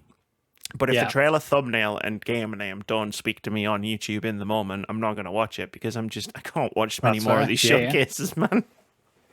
Yeah. The thing is about it, it's we want to see all these games, but it's just there was a time. It was called E3, and then E3 decided to kill itself, and then it's just and we don't trust Jeff, so it's well. But then Xbox, I'm just you guys have got something in a month's time, you fucking idiots. You had one a month ago as well, didn't you? Yeah, I think so. Yeah, it's just guys, stop it. I love games, and I love smaller games getting their time to shine on the stage, getting people to come in and see them. And I know it seems oh wow, what a fucking harsh life you must live if this is something you're complaining about. But it's just my God, how many game trailers have I had flashed in front of my eyes in the last 4 months? Too many, because I'm starting to forget the fucking things. Yeah. Yeah, basically, yeah. And it's just there is a. I didn't even know this thing was happening. Yeah, at all. I didn't even know what was happening. To be fair, I don't follow IGN on any channels at the moment, so that may have contributed to my lack of awareness of this showcase. That's probably a good thing. I'm just not on social media. Yeah. I think I saw ID at Xbox tweet one thing about it, like, and I was like, okay, because I like follow ID at Xbox stuff, because big indie game advocate. But it is just that case of just like it's starting to harm two things are starting to harm it. One, because it's happening all year round, no one really knows when to tune into what YouTube channel at what moment, as is evidenced by the fact that 1/3 of a video game podcast knew that this was happening. 2, because you announced them like 1.5 hours before they're fucking due to go live or whatever the fuck it is. And 3, yeah, you're right, Mooney. There was a time when we all knew to sit down, like, this is it. It's happening this week. We can't miss it. It can't be appointment viewing if it's on all the damn time. Yeah. It's like, so we're going to see everything that happens because we're nerds, and we will sit down for that entire week and watch everything except Jeff Keighley. Yes. And we will see all of the trailers, but now that it's every week, it's like, not only am I not seeing all of the trailers, but I'm forgetting the ones that I'm seeing because there's only so much space in this brain. And I will remind everybody, I've spent the last 3 days working on a 100+ slide presentation about Resident Evil. There's not a lot of space up there right now.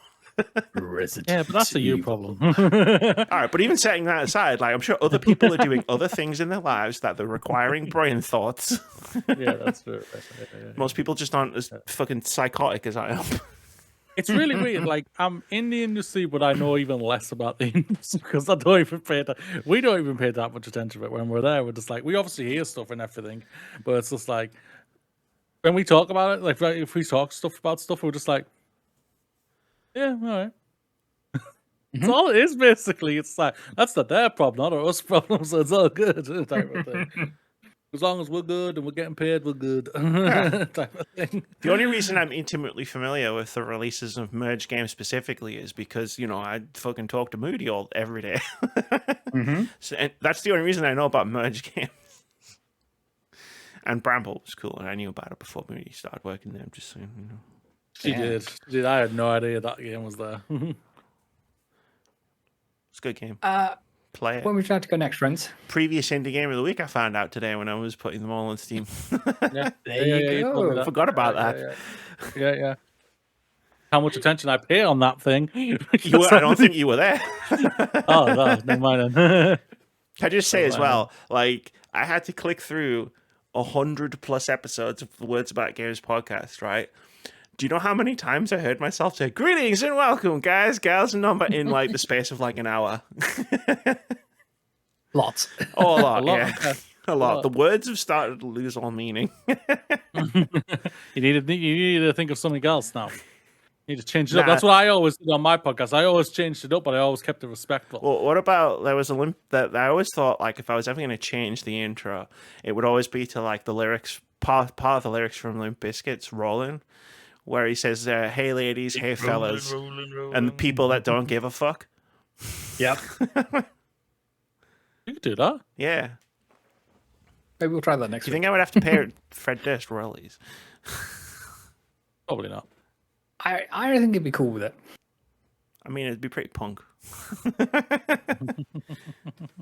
But so many punk musicians have disappointed me in the last few years. So I really don't want to look into Fred Durst because I kind of like Limp Bizkit.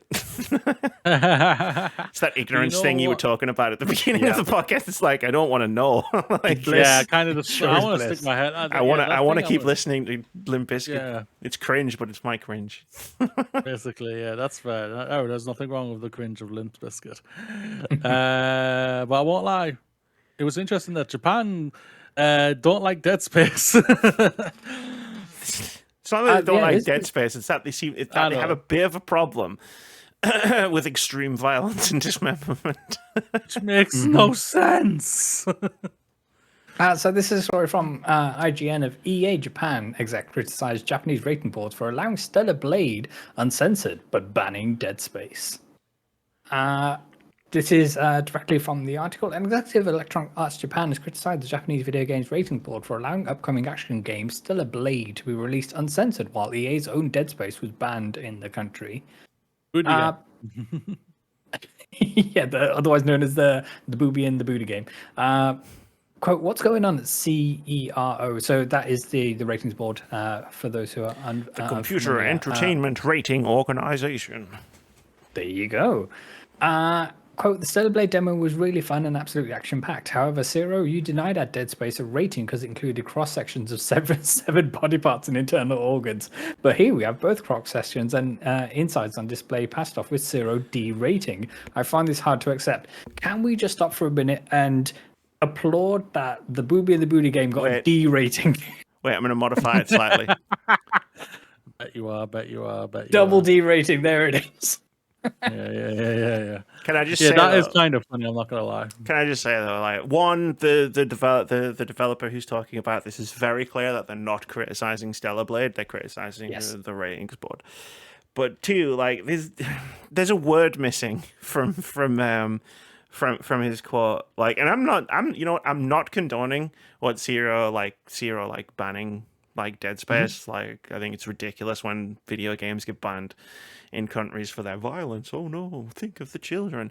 But like, you denied our Dead Space a rating because it included cross sections of severed body parts and internal organs. There's some context missing there, where I would have probably described Dead Space as including consistent non-stop cross sections of severed body parts and internal organs. Like, that's the whole fucking game. It is non-stop everywhere you look. Just to get on and be like, they might have had a point.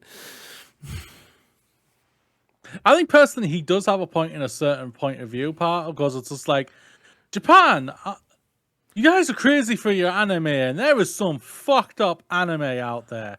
And I'm just like, okay, somehow you allow some of that things, but doesn't get past it. I do get it. And it's their board, and everything like that, and they'll let through whatever the hell they want to let through and whatnot. There's no problem whatsoever.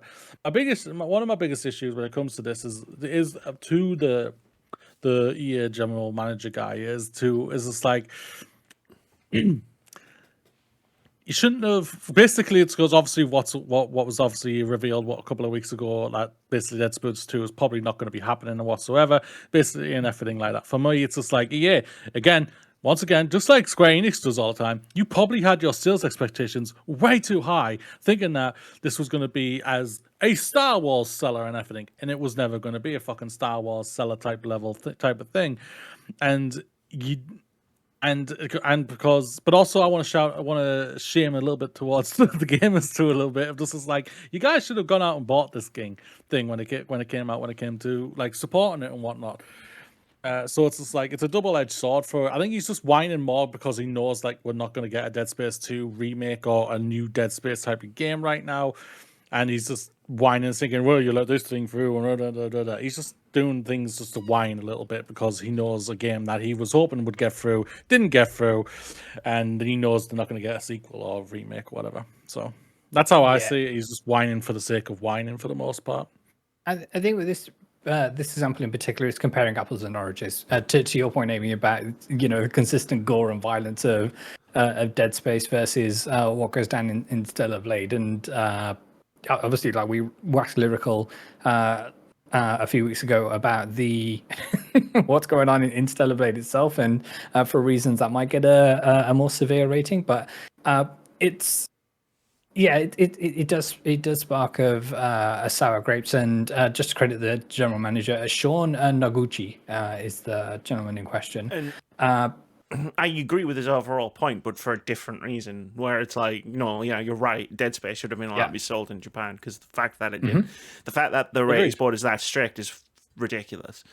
Yes. But like, you're comparing like Fitz said, you're comparing apples and oranges. Yeah, no doubt.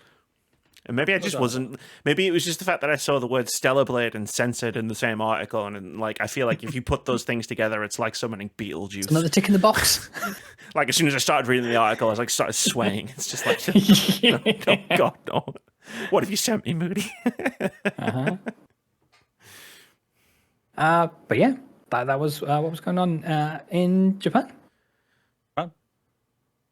What country should we go to next? We could stay in Japan. I was going to say. Could we? Could we? We could. Yeah. Amy, you did the show notes. Smooth segue, Mr. Moody over there. He did name drop Square Enix. A very last article we were discussing. I did indeed. So this is a story via Eurogamer that Square Enix abandons 112 million pound of in development projects in an effort to improve quality. No, you got to say it in yen. It's way more impressive if you say it in yen. They abandoned 22 billion yen. Yes. Amy, you missed out the point one. Sorry, 22.1 billion yen worth of unannounced projects. Oh, no. Sorry, that was the because of the in development projects, they lost 22.1 billion yen. Yeah, they do this every couple of years. I feel like every couple of financial end of year results, there's always some sort of exceptional write down of extraordinary losses from Square Enix. It's just like, what the fuck? How do you still have money? How do you still survive? Apparently, none of your games is selling. Probably merchandise. You know what? It probably is. You know, actually, Square Enix also make manga and anime. Oh, they do the whole. They're like a regular Konami when it comes to how much they're divested of their business. So in all of this, in terms of the projects which have been in development and the ones they're scaling back with, Kiryu added, quote, "The market is increasingly polarized between blockbuster and indie titles, but I feel that we have developed many titles that fell somewhere in the middle. I want to make clearer distinctions going forwards." I think... Damn you, Phil, I'm never going to be able to take that seriously ever again. Exactly. Somewhere in the middle. I think that's the... that's probably the most troubling part here, because obviously the industry is as brilliant as it is outside of the many reasons why it's problematic as well, but because there's diversity within the number of games that we have out, and it is a vast number of games, too many games, as some would say, for everyone to keep abreast of, but there is something for everybody, and for Square Enix to be coming out and saying, you know, there needs to be... It's either yes or no. It's either we make an indie game or we make, a big budget Dragon Quest or Final Fantasy. Yeah, it's kind of. It's like what they're really saying here, if I'm reading between the lines, is we're going to make all our games AAA games. I'm like, no, don't do that, please, don't. Yes. No, you can't. Or because they also have the Square Enix Collective, which is where you got stuff like Power Simulator from, where it's like they partner up with indie developers to publish their games, and because like that scene. What I would say for like a AAA publisher releasing indie games is an unusual amount of success. Like with the games that they've released, like I imagine that's what they're talking about when they're talking about indie games. But like this idea that like it's like, okay, well we're gonna focus on making the biggest games ever imaginable. It's like, don't do that, please. Like my third favorite game last year was published by Square Enix. It was Octopath Traveler 2, and it was not a AAA game. Like, please don't make the third one a AAA game. And it was criminally undersupported. It was criminally underrated. Nowhere in this article, and I said this when I shared this with yourselves in the Discord that we have, kind of thing, in terms of nowhere in this did they say, you know what, we took a look at our sales forecasts that we do for all of our games, and when we notice a trend that every game that we release fails to meet sales expectations, and what we did is we took a hard look at ourselves in the mirror. And we said, you know what, these expectations, they're wild. They're just crazy and they're astronomical, and no game's ever going to achieve this. So what we decided to do was to scale back these projections and budget accordingly. There is none of that in this article. That's true. It's like, you know for a fact that even though Final Fantasy VII Remake released in the year when we were all locked in at the moment, in fact, when we were all locked in our houses and had nothing better to do, and the fact that, sequels never sell, like sequels rarely sell more than the games that preceded them. You know for a fact they projected themselves selling more copies of Rebirth than Remake, and that's why I didn't hit sales expectations. Because those were the expectations they had for it. And because they're I mean, lunatics. with that, absolutely, with that example in particular, I believe we spoke about this as well. But you're talking about a title which is releasing on a platform which has a fewer SKUs out there than the lifetime sales of PlayStation 4 at that point in time when Remake now, launched. To be fair, And now, yeah. Yeah. And it's one of these where, of course, if the market is smaller, then physically you can't sell more games unless everybody who buys Final Fantasy VII Rebirth are buying 5 copies each. It's not Legend of Zelda. Like, that's not going to happen. Like, there's people like Moody who didn't. When they sold more games than consoles. Yeah. There's people like Moody who didn't like the first one. And it's a straight up continuation of the first one. So they're going to go, well, I'm not going to play the second one if I didn't like the first one. Yep. Like, and again, there's the fact that Unless we're not all, unless you are specifically Moody who did that for some reason. But yeah, and it's like, well, we're not all locked inside our houses. Like, crazy. No, we only choose to be here. Now we choose to be locked inside our houses because it's crazy out there. Have you seen it out there? There's fascists and all sorts. The one thing I will say is, again, I'm probably not going to touch part 3 whenever that comes out. You know what? If you touch part 3, I'm going to punch you in the nuts. I would accept that. I would say, yeah, I deserve that. Amy's going to do the full Johnny Cage. She's going to do the splits. Yeah, the splits.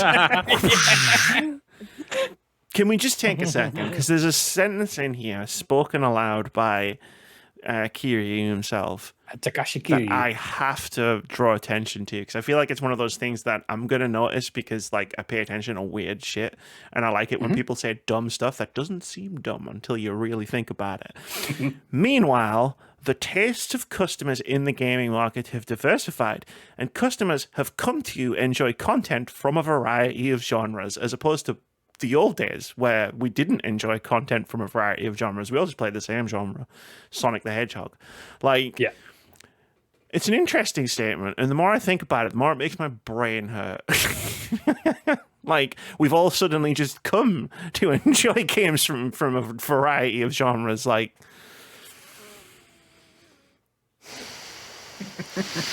my brain hurts. Rick? A little bit, yeah, a little bit. This is the thing. This is what's happened. Because what's happened is we had a huge variety of loads of different types of games way back in the 2000s and the 2010s and whatever. And then game publishers were like, "Shit, these games are expensive to make. We're gonna scale back on what we make." And then they all started trying to make the same game, which was like Call of Duty or Assassin's Creed. And then they were like, no one buys Mega Man anymore. No one buys this type of game anymore. No one buys this type of game anymore. And then indie game developers came along and started releasing those types of games. And it turns out millions of us still want to buy those games. And they've gone, well, shit. People actually do want to buy these games. And they don't just want to buy the same game over and over again. That's crazy. And it's like, but they're coming at it, like, or at least Kiryu specifically in this statement feels like he's coming at it from like, this is a revelation that he has had specifically. It's like, oh my God, people actually want variety. It's like, nah, mate, we've always wanted variety. It reminds me actually, when Square Enix released I'm going on a proper Square Enix tangent here. When Square Enix released Bravely Default in the West, and like, they weren't going to do it. They were properly opposed to doing it. Yeah. And then they localized it, they released it, and it like blasted their sales expectations out of the water. And then and I remember an executive from Square Enix was quoted as saying, like, we didn't think people were going to like, in the West were going to like this. And it's like, why? We've liked JRPGs for decades. Why would you think we wouldn't like this one? Maybe we'll release more. Yeah, maybe you should, Square Enix. Maybe you should release more. I don't know. Do you like money? The ultimate thing I think that's gonna happen from them is just like they're probably not going to do any third party deals anymore, where they're going to be locked into exclusivity, because obviously that's going to have hurt obviously Final Fantasy Rebirth and everything right now. Well. For especially the sales might change when it comes out on PC. That's inevitable. We know that's going to happen. Well, it's probably going to. I think PC is probably going to get announced soon. Probably. Yeah, I think especially with like something PlayStation is learning quite dramatically, especially this year. I think PC gives a huge boost to games. In fact, I'll go so far as say Steam gives a huge boost to game sales numbers. Like someone was talking about Alan Wake 2 still hasn't become profitable. And it's obviously, this is a thing that people have been talking about who like Remedy games and like that and stuff. And it was like Control... Was it Control? Control wasn't profitable until it came out on Steam. Because I think it was an Epic Games Store exclusive when it first came out. I don't know if it was Control. There was some game, and I'm pretty sure it was Control, where it was like, it became profitable when they released it on Steam. Like Helldivers, like I saw Matt Piscatella talking about this when he was doing his this is all the best-selling games. It's like Helldivers is like the seventh most either profitable or monthly active users game of 2024. Without PC, and if it was just on PlayStation, it wouldn't even be in the top 20. Yeah, exactly. They can't have done that bad because Tencent have increased their stake in them. So yeah, but no, like it's like you can't really. I'm sorry, but we're way beyond the days of third-party developers being able to profitably release big games exclusively on one platform. On one platform, yeah. To be fair, we're approaching getting past the days where it's profitable for first-party studios to release games on one platform. I would say we've actually hit that day because PlayStation have obviously decided they're going to do day and date on Steam and everything. Even PlayStation have figured it out. We've hit that. We've hit that tier and everything like that. Yeah, unless you're Nintendo. So, there's always an asterisk for Nintendo when we talk about these things. 9 times out of 10, no, I don't mean what I'm saying is meaning with Nintendo. Nintendo and over they there. Dance to their own tune. They make their games in a sustainable manner. Yeah. Really, yeah. And hang on to their development teams because they treat them properly. Yeah. And don't make games where the horse testicles shrink in the cold and it takes a year for someone just to do that one animation. Sorry. Getting off topic here. I can feel the rant swelling in my chest, so we'll move on. I can sense that.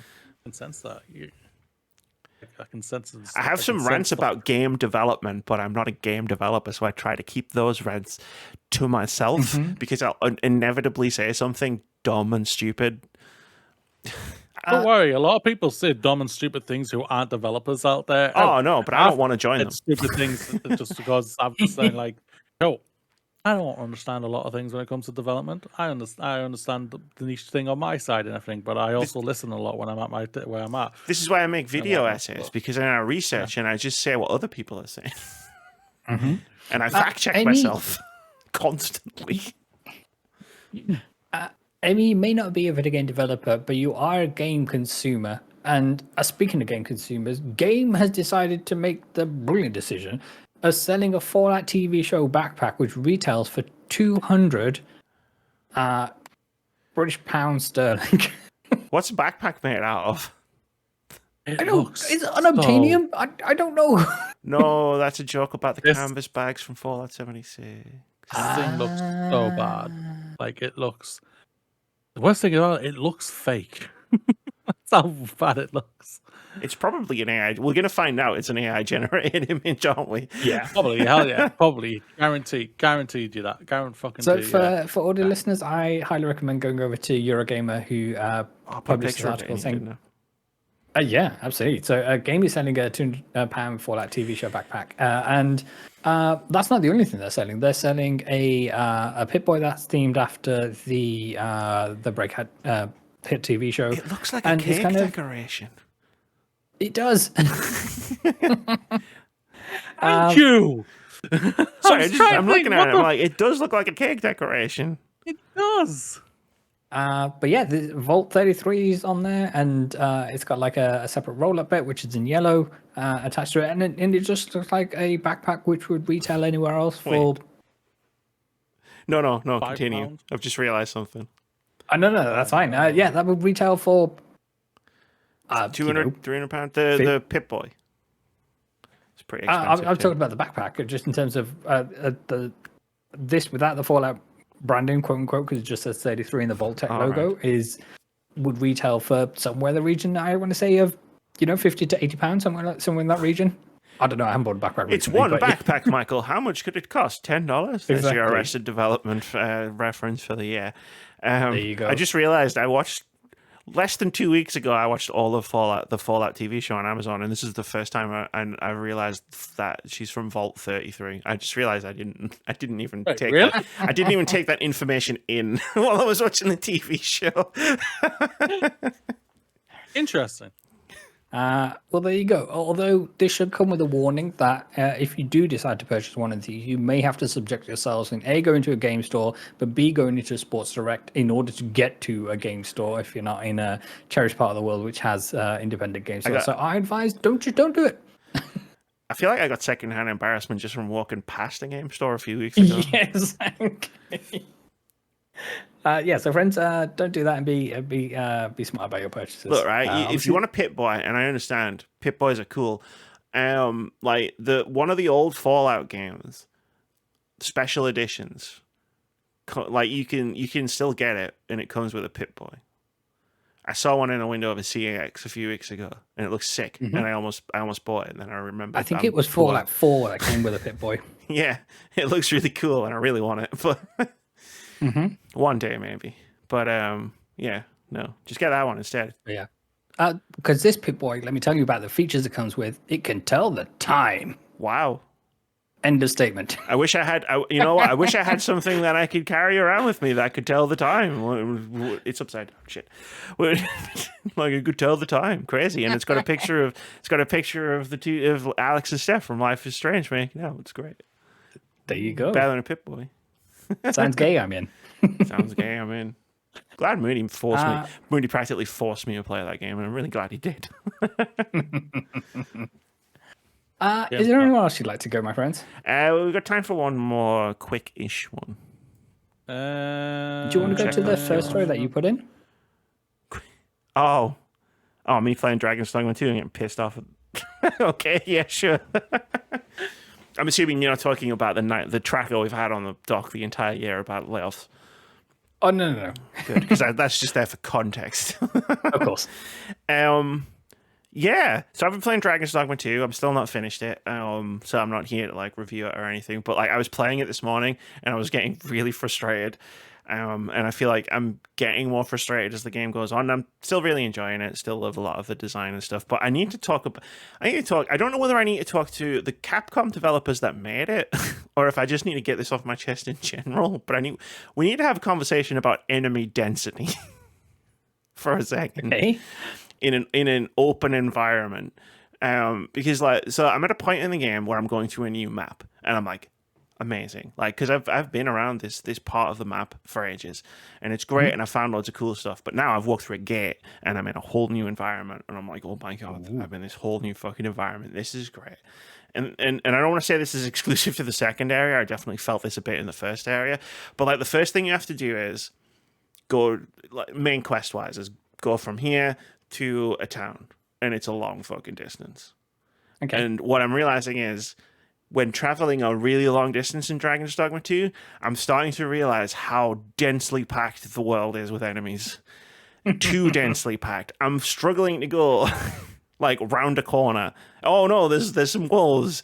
And then I finish fighting the wolves, and then I look up and it's like, oh no, bandits. And it's like, well, let me shit. Now I'm like my health is going down. Let me find a camp. Oh, there's some smoke just around the corner. Oh no, harpies. And it's just like game. Like, I feel like all of the big RPGs I've played this year have had this problem. I feel like Final Fantasy VII Rebirth and Infinite, Like a Dragon Infinite Wealth also sort of suffer from like having too many enemies in the open world, like to the point where it's like, okay, I can't seem to take a step in any fucking direction without triggering an entirely new combat encounter.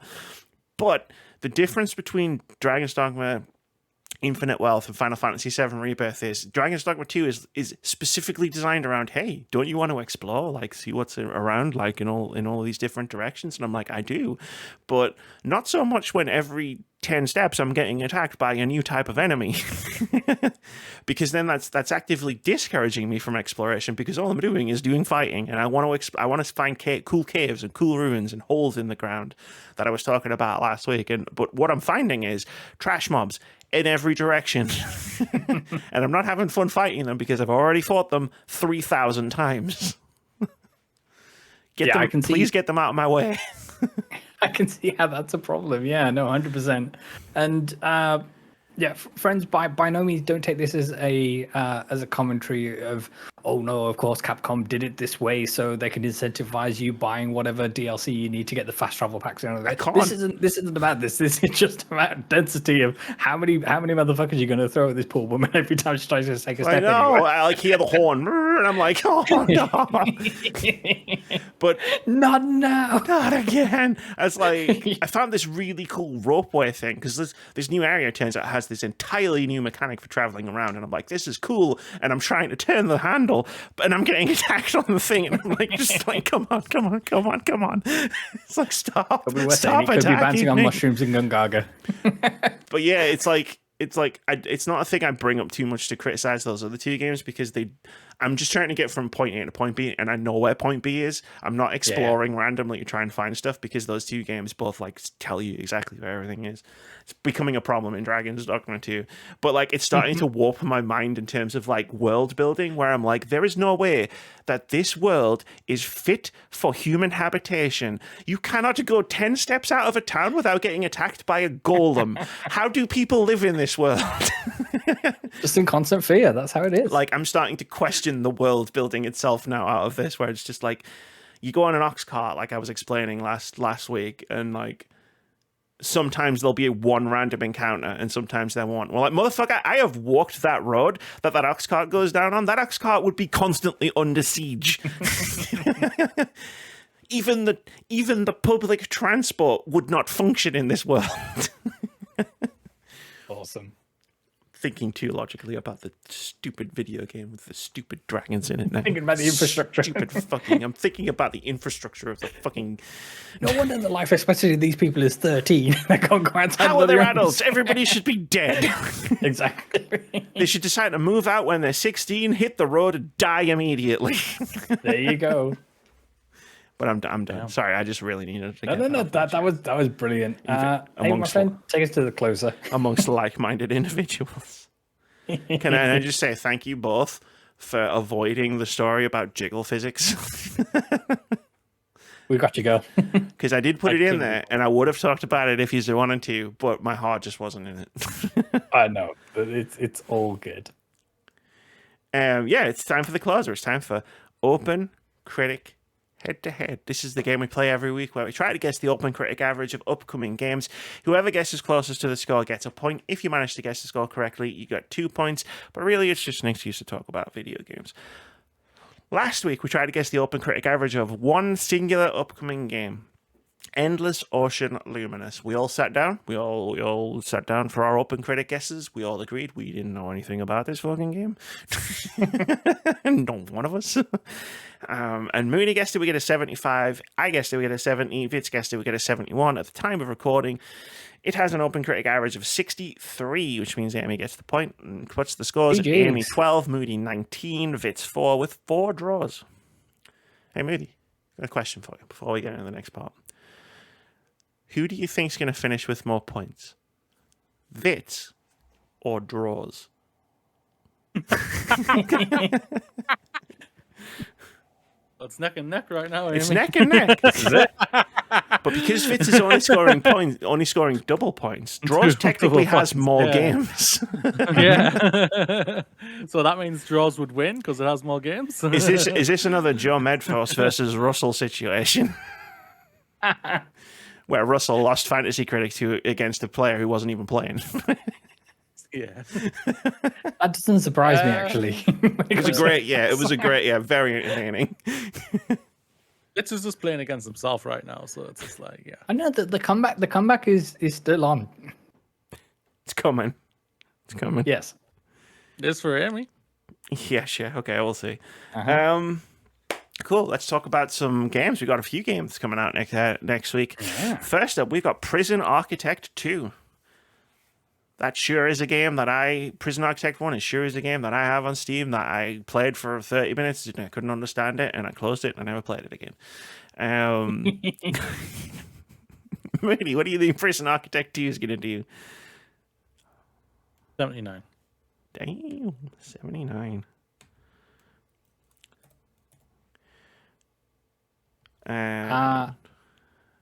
75, please. 75. Cool. I am going to go lower than both of you with my powers of going in last this week, because I don't know how many people are in the mood to play a game where you break out of prison right now. I don't know. I think that might be fair, but this is Double 11. They are a pretty big private. No, that's fair. No, I don't mean it's not going to get reviews. I think people are going to play it and just be like, the vibes are rancid. I don't want to play this. Yeah. Like, might be a good game, but it's like, damn. Yeah. Don't care if play it. Well, I want people to play it, obviously, because it's Double 11 and an amazing studio. But yeah, as long as it gets reviews, that's all that matters. It'd be like releasing a Call of Duty. The last one did get a pretty high score, just to warn you. I know. Oh, I know what I'm for doing. Context, Amy has guessed a 70. Yes, I guessed a 70. I always know what I'm doing. Is stupid.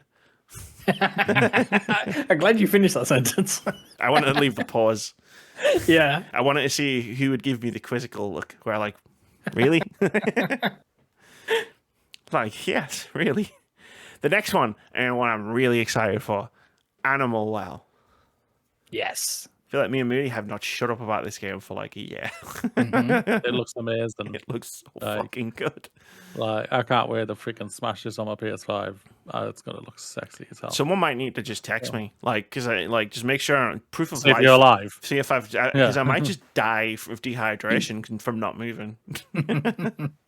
Well, if it goes like how she goes with Dead Cells and everything, yeah, this could be something really special. There's no doubt about it. Like freaking the game she played when she was down here was bloody Dead Cells. It's true. You've So seen me it's when I like- get hyper focused on a game. yeah. And both me and my partner go to bed, and you just stay up all night. Well, Moody can hear his Dead Cells. No, I'm out. No, I sleep pretty well most of the time. So yeah. 88. No frills. Oh, you motherfucker. I was going to make that joke. Fitz, what do you think? Animal Well. You've got to you've got to try and set aside all of the Animal Well propaganda that me and Moody have been laying out for the last year. I'm going to go with the 85, please. 85. Well, Amy looked at the list of games that she has gotten correct so far this year, and like she's really depressed now because she's realizing, I don't know why I'm talking about myself in the third person. I'm realizing that I'm getting all of the low scoring ones, which means I am being rewarded for being cynical. And I don't want to be rewarded for being cynical. I don't ever want to be cynical about, like, realistic, sure. Cynical, absolutely not. So I'm gonna say 90 for the sake of my own sanity. I actually do think it's gonna review really well. I think that as well. There's no doubt about that. I think it's going to review very well, personally. I think it's going to be the high 80s. That will be amazing and everything for it. It would also be a great for you for Fantasy Critic. Like, you've got this game. For Fantasy Critic, so. Well, he's on my list. I was like, I gotta get this fucker. I gotta get it. Like, this was a drafted game. It's amazing that it lasted so long. Like, it's your 1, 2, 3, 4, 5, 6th pick. So well, the thing, I mean, only me and you are really. Yeah, well, yeah. I'm pretty sure if I remember rightly, I said that was going to be my next pick when you picked. Yeah, it was just between me and you for that one. Like, I wasn't worried about anybody else knowing about it because we're like nerds, like next level about like niche games. Speaking of niche games, Crow Country is up next. Getting a lot of blank looks. It's an isometric survival horror PS1 throwback type thing. Might be fixed camera angles, not isometric. Might be misremembering. 63. Damn, Moody don't like crows. Tell you that much. I don't at all. Crows and snakes. Crows and snakes. Yeah. Crows and snakes. Always gotta be Slithery snakes. boys and fly boys. That's my hope. Like in the Indiana Jones game, that I just get a flamethrower and I can just burn all the snakes. Because we know the bastards. We're going to see snakes. The bastards are going to put snakes in the game. We know this.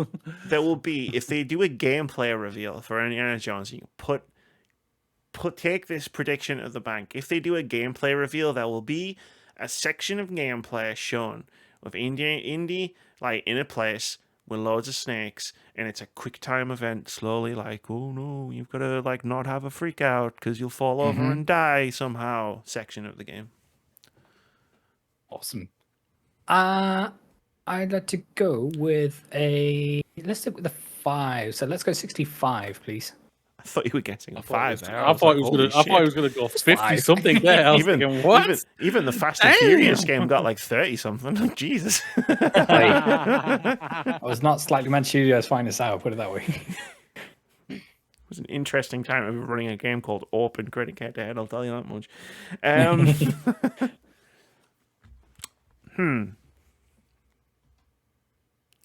No, you know what? I was going to be like, I had a number in mind, and I was like, you know what? You guys are way undershot where I was going to go.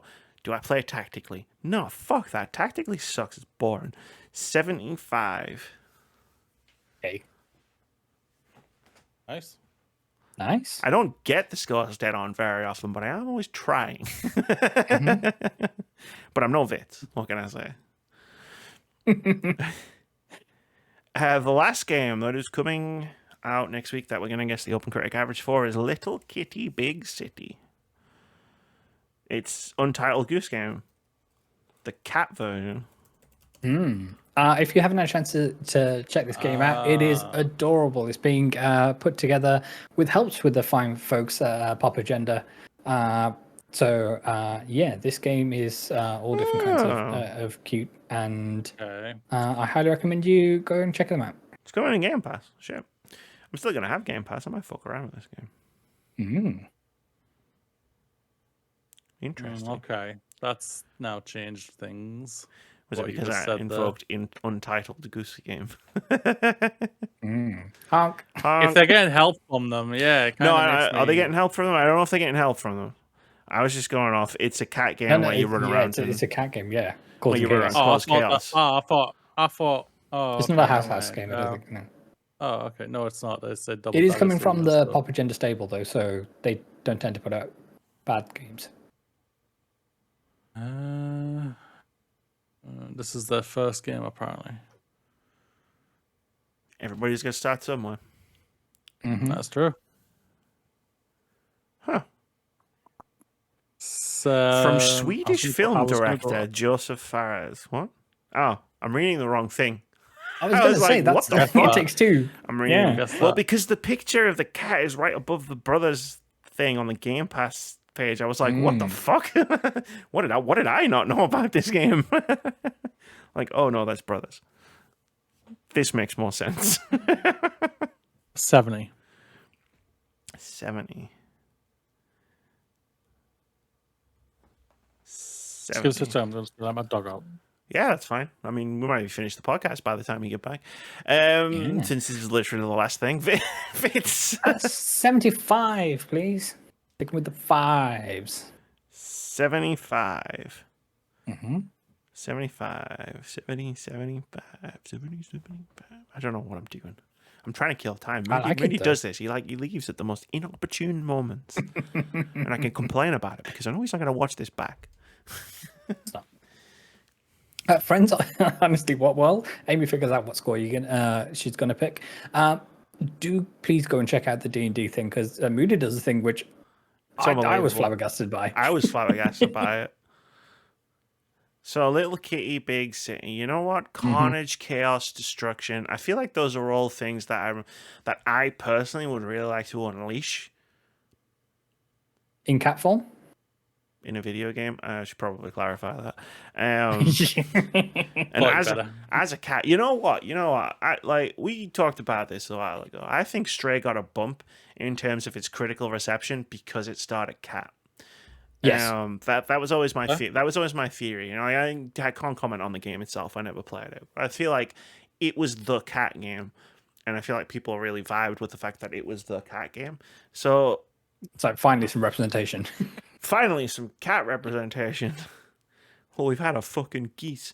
So I'm gonna actually go high. I'm gonna go higher. I'm gonna go 79. Okay. No, I'm not. I'm gonna go 78. Oy. No, you already locked it in. No. Fine. I'll go the other direction. I'll go 80. I'm moving away from drawing with Vitz. That's what I'm trying to do. I'm trying to figure out where the draw line is. 75. Let's go 76, 70. And then No, I don't play like that. 677, 7879, 80. Oh, I don't know. Maths is hard. Numbers, I don't understand them. He's going with the number he started. There you go, 79. He's locked in. If we somehow draw next week, Fitz. You can blame me. That's fine. Nah, I'll blame myself. I always do. For everything.